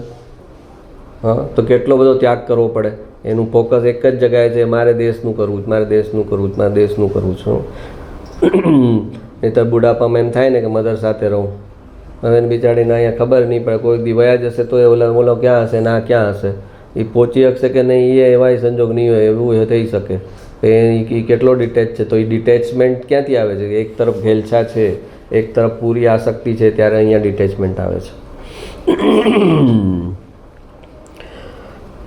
આ બધા ક્રિકેટરોને આ બધા આટલી મેચો રમતા હોય ને એટલા કરતા હોય અને કેટલા સંજોગો આવે, અહીંયા મેચ રમવાની હોય ને એને ફોન આવે કે ભાઈ આ છોકરાને ત્યાં એડમિટ થયો, ડેન્ગ્યુ થયો ને એડમિટ કર્યો, તો કે ભાઈ કર્યો તો કર્યો જ, મારે મેચ રમવાની છે અહીંયા, એ તું જોઈ લે. આવીને પછી બધો એક્સ્ટ્રા વાલ કરે છોકરાને, પણ ત્યારે કાંઈ ન કરી શકે એ સમયે. તો એ અંદર અને એની અંદર છે, એ આ વખતે ગયા ભાવમાં લઈને આવ્યો છે એ ડિટેચમેન્ટ. એને ભલે ફેમિલી કર્યું છે પણ એ અંદરથી એને એ ફેમિલી માટે એવી એટેચમેન્ટ નથી જેવી એને પોતાના કેરિયર માટે છે, એટલે એ રાખી શકે છે ત્યાં બેલેન્સ. નહીંતર તો ભાગી જાય કે મારી બાયડી હોસ્પિટલમાં છે, મારે જવું પડશે, મેચ છોડીને હોવો જાય તો બીજી વાર ઓલો લે જ નહીં એને કે ભાઈ તું બાયડી હોસ્પિટલમાં તારી ન હોય ને તું હોયો જા તો અમારે નથી જોતો, તું આમ બીજાને લેશું. આત્માના અનુભવની ઈચ્છા જ્યાં સુધી ઘેલછા બનતી નથી ત્યાં સુધી આત્મ અનુભવ થતો નથી. આ બધા સંગીતકારને બધા કેવા ઘેલા હોય, 24 કલાક રિયાઝ કરતા બેઠા હોય, હાર્મોનિયમની પેટી લઈને આખો દિવસ એનું ચાલુ હોય. આ ગીતકાર આ બધા ગાયક હોય, બધા કેવા ઘેલા હોય. આ બધા રિસર્ચ કરનારા સાયન્ટિસ્ટો કેવા હોય, બધા નાય નહીં અઠવાડિયા સુધી 12 કલાક 15 કલાક એની લેબોરેટરીમાં કામ કરતા હોય, ખાધું પીધું કાંઈ ખબર ન હોય. તો સંસારમાં સફળ થવા માટે ઘેલછા જોઈએ ને મોક્ષમાં જવા માટે ઘેલછા જોઈએ. ઓલી બધી ઘેલછા સંસાર તરફની ઘેલછા છે એ બધી જ નકામી છે, એ બધી વેસ્ટ જવાની છે. એક ભાવ પૂરતું એ આપશે, પછી બીજા ભાવમાં નવેસરથી, અને એ જે મેળવે છે એ છેલ્લે તો એ પુણ્યથી મેળવે છે. બહાર જેને મળે છે એ તો છેલ્લે પુણ્યથી જ મળે છે. જ્યારે અહીંયા જે છે અંદર મેળવવાનું છે એ પુણ્યને આધીન નથી. સમ્યક દર્શન કોઈ પુણ્યશાળીને થઈ ગયું એમ ક્યાં વાંચ્યું તમે? એટલા પુણ્યશાળી હતા ને ભાઈ કે એને સમ્યક દર્શન થઈ ગયું. તો પછી તો 7મી નરકનો જીવ સમ્યક દર્શન ન કરી શકે. જો પુણ્યશાળીને સમ્યક દર્શન થતું હોય તો 7મી નરકનો જીવ પાસે પુણ્ય જ નથી, તો એને સમ્યક દર્શન ન થઈ શકે. તો કે પુણ્યને એને સમ્યક દર્શનને કાંઈ નિસ્બત નથી. પુણ્યને પાપથી જે છૂટો પડી શકે છે એ જ તો સમ્યક દર્શન છે. તો એમાં પુણ્ય હોવું જોઈએ એ થોડી જરૂરી છે.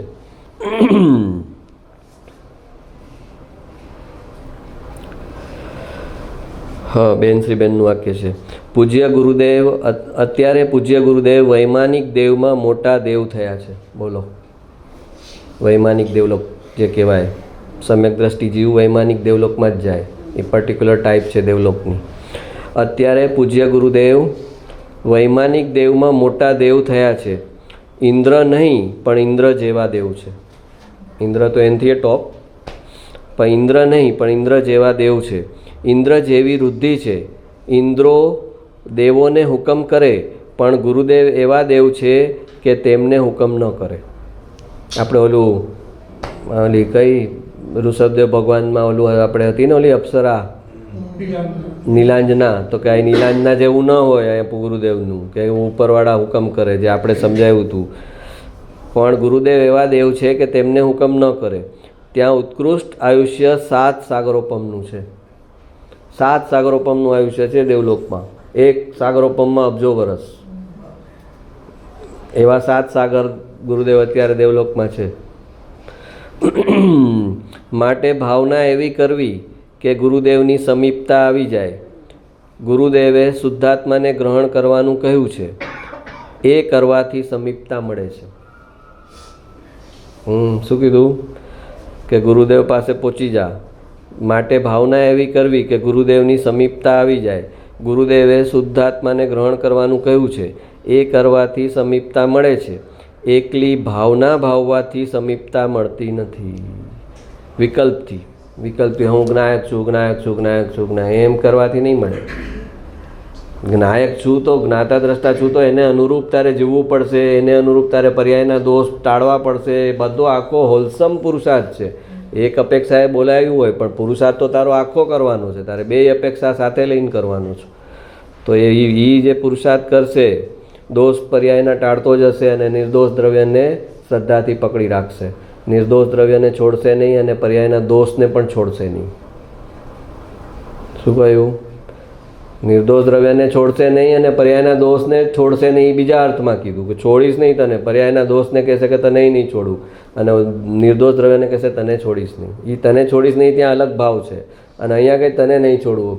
દુશ્મન એક મિત્ર કહે કે તને હું નહીં છોડું, અને એક દુશ્મન કહે તને હું નહીં છોડું. એ બેમાં કયો ફરક? તો એમ પર્યાયને દુશ્મન, પર્યાયના દોષને દુશ્મન તરીકે કહે છે કે તને નહીં છોડવું, અને દ્રવ્યને મિત્ર તરીકે કહે છે કે તને નહીં છોડવું.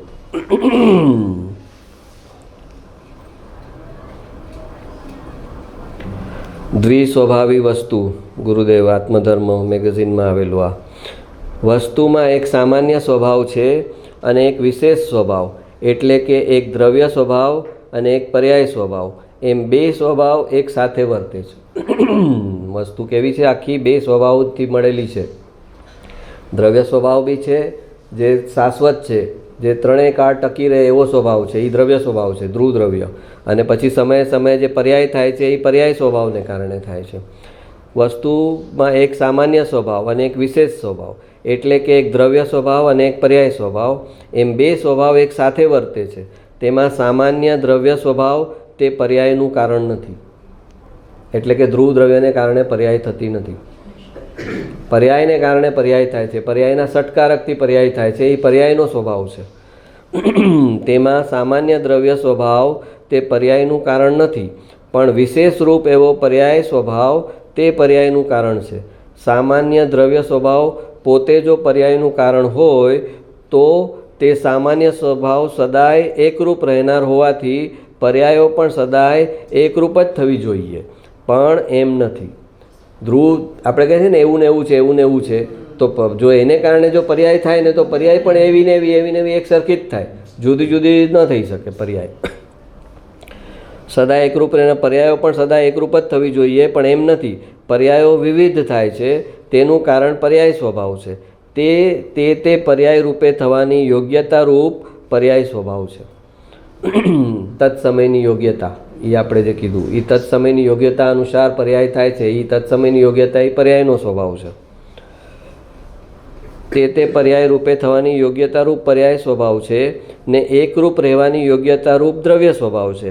આ રીતે દ્રવ્ય અને પર્યાય બંને સ્વભાવો આત્મામાં એક સાથે છે. તેને અનેકાંત સ્વરૂપ જીન શાસન પ્રકાશે છે. આવું જે દ્રવ્ય છે એને ભગવાન પોતે પ્રકાશિત કરે છે, એટલે કે બતાવે છે કે એમાં એક તો શાશ્વત સ્વભાવ છે, ત્રિકાળી સ્વભાવ છે દ્રવ્ય આત્મામાં. એનાથી ત્રણેય કાળ ટકી રહે છે એક તરફ, અને બીજી તરફ હર ક્ષણિક સ્વભાવ છે એ પર્યાયનો સ્વભાવ છે. તો હર સમયે નવી નવી અવસ્થા, નવી નવી પર્યાય ઉત્પન્ન કરતું જાય છે. અને આ બે એક સાથે થાય છે, ત્રિકાળી સ્વભાવ અને ક્ષણિક સ્વભાવ. એ બેનું એક જોડકું છે, અને એ જોડકું છે એ પેરમાં ચાલે છે. અને એને અનેકાંત સ્વરૂપ જીન શાસન પ્રકાશે છે. આવો વસ્તુ સ્વભાવ જેની દ્રષ્ટિમાં આવ્યો તે જીવ ભવચક્રમાંથી બહાર નીકળી ગયો. બોલો, કે છે કે આ વાત સમજાઈ ગઈ જેને ભાવ વાસનથી, કે દ્રવ્ય સ્વભાવ ત્રિકાળી સ્વભાવ છે. એક તો મારો ત્રિકાળી સ્વભાવ છે, આત્મા ત્રણ કાળ ટકે છે, અને ટકતો પોતાની અવસ્થા પણ હર સમયે બદલાવે છે. અવસ્થા બદલાવે છે, પોતાનું અસ્તિત્વ ટકાવીને અવસ્થા બદલાવે છે.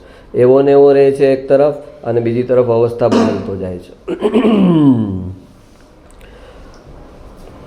તો કે છે જેની દ્રષ્ટિમાં આવો વસ્તુ સ્વભાવ જેની દ્રષ્ટિમાં આવ્યો તે જીવ ભવચક્રમાંથી બહાર નીકળી ગયો. શુભ રાગ કર્યો અને પુણ્ય કર્યું તો ભવચક્રથી બહાર નીકળી ગયો એમ ન કીધું. આ જેને સમજાણું એ ભવચક્રથી બહાર નીકળી ગયો.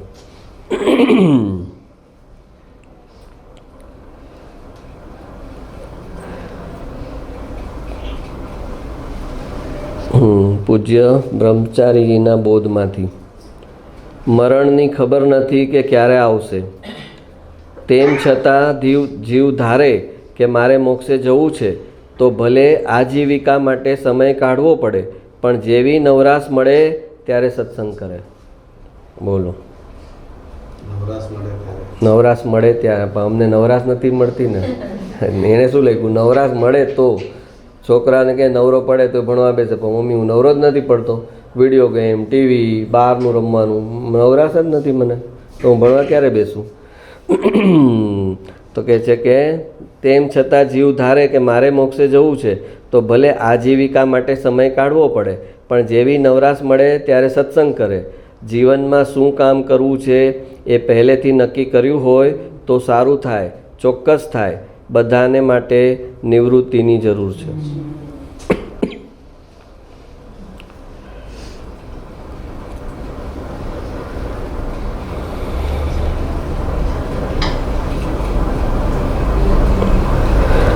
ભગવાન તો પરદ્રવ્ય છે, સમકીર્તિ વળી પરની સ્તુતિ કરે. સવાલ પૂછ્યો છે ગુરુદેવને કે ભગવાન તો તમે કહો છો ને પરદ્રવ્ય છે, તો પછી સમકીર્તિ પરદ્રવ્યની સ્તુતિ શું કામ કરે? સમકીર્તિ એ તો એને પર જાણી લીધા છે, પછી પરદ્રવ્યની સ્તુતિ શું કામ કરે? સ્વદ્રવ્યમાં સીધા ન વયા જાય. ભગવાન તો પરદ્રવ્ય છે, સમકીર્તિ વળી પરની સ્તુતિ કરે. સમકીર્તિ પરની ક્યાં સ્તુતિ કરે? મુનિ 7મા ગુણસ્થાન 6ઠ્ઠા ગુણસ્થાન પર ભગવાનની સ્તુતિ કરે છે. કુંકુનાચાર્ય દેવને ભાવ આવ્યો કે મને સિમંદર સ્વામીના દર્શન કરવા છે, પણ મને કોણ લઈ જશે? મને અહીંયા 5મા આરામ પડ્યો છું, એમાં મને કોણ લઈ જાય? 4થા આરામમાં ભગવાન, અને હું અહીંયા 5મા આરામમાં, મને ક્યાં મળે દર્શન કરવા? અને એમના જે મિત્રો દેવલોકમાં હતા એમણે અવધિ જ્ઞાનથી જાણ્યું એમના ભાવને, અને આવીને કીધું કે અમે તમને લઈ જઈએ છીએ, દર્શન કરવા છે. અને એને આમ સદેહે લઈ ગયા. પોન્નુર પહાડ ઉપરથી ગયા છે ને, ત્યાં એમની સમાધિ છે, ત્યાં એમના પગલાં છે, જ્યાંથી એ પહાડથી ઉચકીને લઈ ગયા ત્યાં મહાવિદ્ય ક્ષેત્ર. તો અહીંયા તો આ સમકીર્તિનું પૂછે છે. ભાઈ સમકીર્તિ નહીં, મુનિને ભગવાનની સ્તુતિ સ્તવન વંદન કરવાના ભાવ આવે. ભાઈ તે હજી વિતરાગ પરમાત્માના ગુણનો મહિમા જાણ્યો નથી, એટલે તને આવો પ્રશ્ન ઉઠે છે. અહીંયા આગળ એક ઓલો ફિલ્મ સ્ટાર હોય અમિતાભ, કે એમાં એને આવે તો કે ભાગો ભાગો ભાગો અમિતાભ આવ્યો છે અહીંયા. તો કે ભાઈ વિતરાગ પરમાત્મા કોણ એ તને ખબર નથી. તો એની સામે ગયો નથી લાગતો કોઈ દિવસ, તો એની સામે જઈને તું એનો રાગ ન કરી શકે ને, તો તું સામે તું પોતે તીર્થંકર હોય તો તને એનો રાગ ન થાય. એક તીર્થંકરને બીજા તીર્થંકરનો રાગ ન થાય. એટલે તો એક તીર્થંકરને બીજા તીર્થંકર એક ક્ષેત્રમાં બી નથી હોતા કે બે વિતરાગને ભેગા કરીને શું કરો તમે. એ કે તું એ વિતરાગ હું એ વિતરાગ, તો આપણે શું કરશું? તો કે તો કાંઈ આપણે થઈ જ ન શકે. એટલે કે છે કે ભાઈ તે હજી વિતરાગ પરમાત્માના ગુણનો મહિમા જાણ્યો નથી, એટલે તને આવો પ્રશ્ન ઉઠે છે. સર્વજ્ઞ પરમાત્મા પ્રત્યે સ્તુતિનો જેવો ભાવ જ્ઞાનીને ઉલ્લસે છે તેવો અજ્ઞાનીને નહીં ઉલ્સે. સર્વજ્ઞ પરમાત્મા પ્રત્યે સ્તુતિનો જેવો ભાવ જ્ઞાનીને ઉલ્સે છે તેવો અજ્ઞાનીને નહીં ઉલ્સે. ભલે ભગવાન છે તો પરદ્રવ્ય, પણ પોતાનું ઇષ્ટ સાધ્ય એવી જે વિતરાગતાના ને સર્વજ્ઞતા જ્યાં ભગવાનમાં દેખે છે, ત્યાં તે ગુણ પ્રત્યેના બહુમાનથી ધર્મીનું હૃદય ઉલ્લસી જાય છે કે મારે વિતરાગતા અને સર્વજ્ઞતા લાવવાની છે, અને એ આમની પાસે ઓલરેડી છે. અરે સંસારમાં એક વ્યક્તિ સીએ બનતો હોય ને ઓલો સીએ એનો ફ્રેન્ડ થઈ ગયો હોય તો એની પાછળ આમ ભાગે કાં થઈ ગયો છે, તો એની હારે રહે. એની હારે રહેવામાં એને એમ થાય કે હું એ થઈ જઈશ, આની હારે રહીશ, તો એને મહિમા આવે. તો અહીંયા આગળ તને તારી સર્વજ્ઞતા અને વિતરાગતા તારે પ્રગટ કરવાની હોય તારી અંદર, તો તું જ્યારે બહાર જોઈ કે આ ઓલરેડી વિતરાગ અને સર્વજ્ઞ છે, તો તને એનું ખેંચાણ થયા વગર રહે નહીં. તો એ બહુમાનથી, એના ગુણ પ્રત્યેના બહુમાનથી ધર્મીનું હૃદય ઉલ્લસી જાય છે. વિતરાગતાનો જેને પ્રેમ છે તે વિતરાગ સર્વજ્ઞ પરમાત્માને દેખતા ભક્તિ કરે છે. વિતરાગતાનો જેને પ્રેમ છે તે વિતરાગ સર્વજ્ઞ પરમાત્માને દેખતા ભક્તિ કરે છે. બોલો, છે મહિમા વિતરાગતાની મહિમા છે એટલે એ ભગવાનની મહિમા કરે છે. પણ એ થઈ ગયો પાછો રાગ, એ વસ્તુ અલગ છે. પણ એ મહિમા કોનો કરે છે? વિતરાગતાનો મહિમા કરે છે કે મને આવું જોઈએ છે, જો આવું જોઈએ છે મને, એમ કરીને એના પ્રત્યે એને ભક્તિ આવે છે. વિતરાગતાનો જેને પ્રેમ છે તે વિતરાગ સર્વજ્ઞ પરમાત્માને દેખતા ભક્તિ કરે છે. ભક્તે ભલે શુભ રાગ છે, પણ તેમાં બહુમાન તો વિતરાગ સ્વભાવનું જ ઘૂંટાય છે. ભક્તિ વખતે ભલે શુભ રાગ છે, પણ તેમાં બહુમાન તો વિતરાગ સ્વભાવનું જ ઘૂંટાય છે, ને એનું જ નામ વિતરાગતાની ભક્તિ છે, વિતરાગની ભક્તિ છે.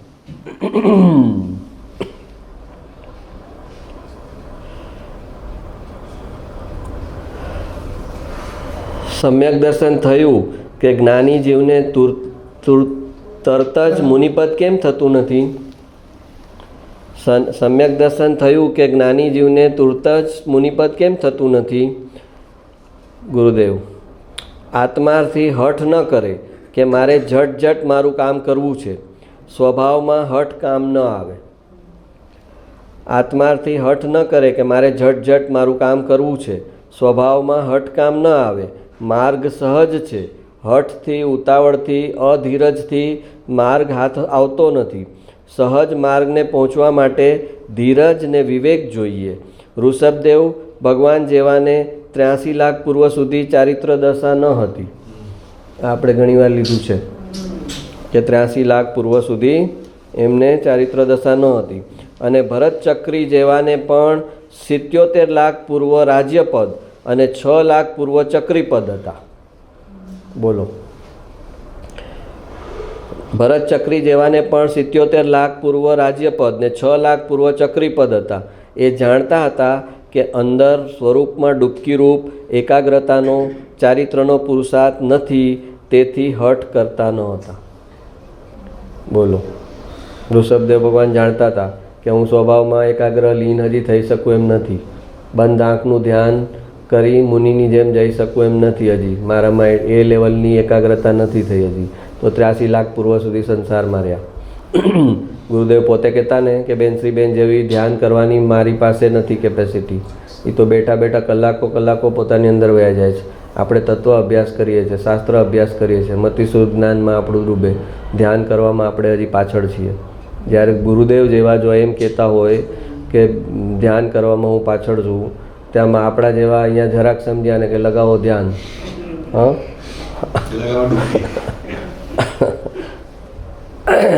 કેટલાકને એમ થાય હા એ જાણતા હતા કે અંદર સ્વરૂપમાં ડૂબકીરૂપ એકાગ્રતાનો ચારિત્રનો પુરુષાર્થ નથી, તેથી તેઓ હઠ કરતા ન હતા.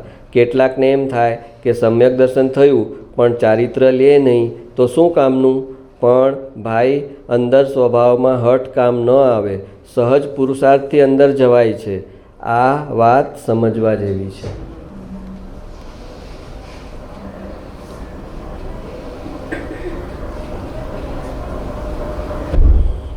લઈ લઉં કે પૂરું કરું? आज कहाँ पूछाने वाले હે आज कहाँ पूछाने वाले જાતને ઓળખ્યા વગર, મારું વાક્ય છે, જાતને ઓળખ્યા વગર શાસ્ત્રની ગૂઢ વાતો સમજવાની ઈચ્છા એ તીવ્ર દર્શન મોહનો જ પ્રકાર છે. પોતાની જાતને ઓળખતા નથી, પોતે કયું, પોતાની અંદર શું આશય છે, ભાવ છે, કપટ છે, ક્રોધ, માન, માયા, લોભ છે, એ પોતાની જાતની ઓળખાણ નથી કરતા.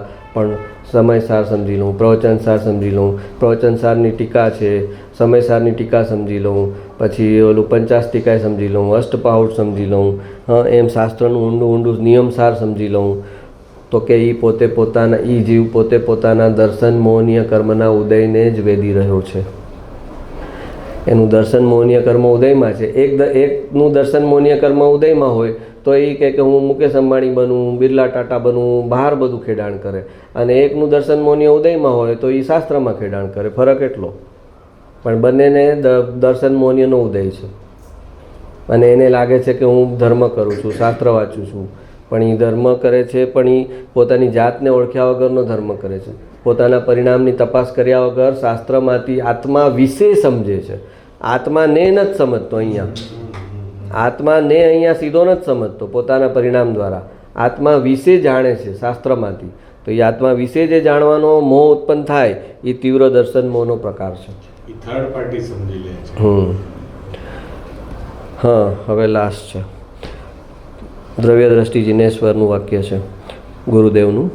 84ના ભવભ્રમણ છોડાવનારી 3 લોકના નાથની વાણી સાંભળવા આવે તેને દેવશાસ્ત્ર ગુરુનો કેટલો વિનય જોઈએ.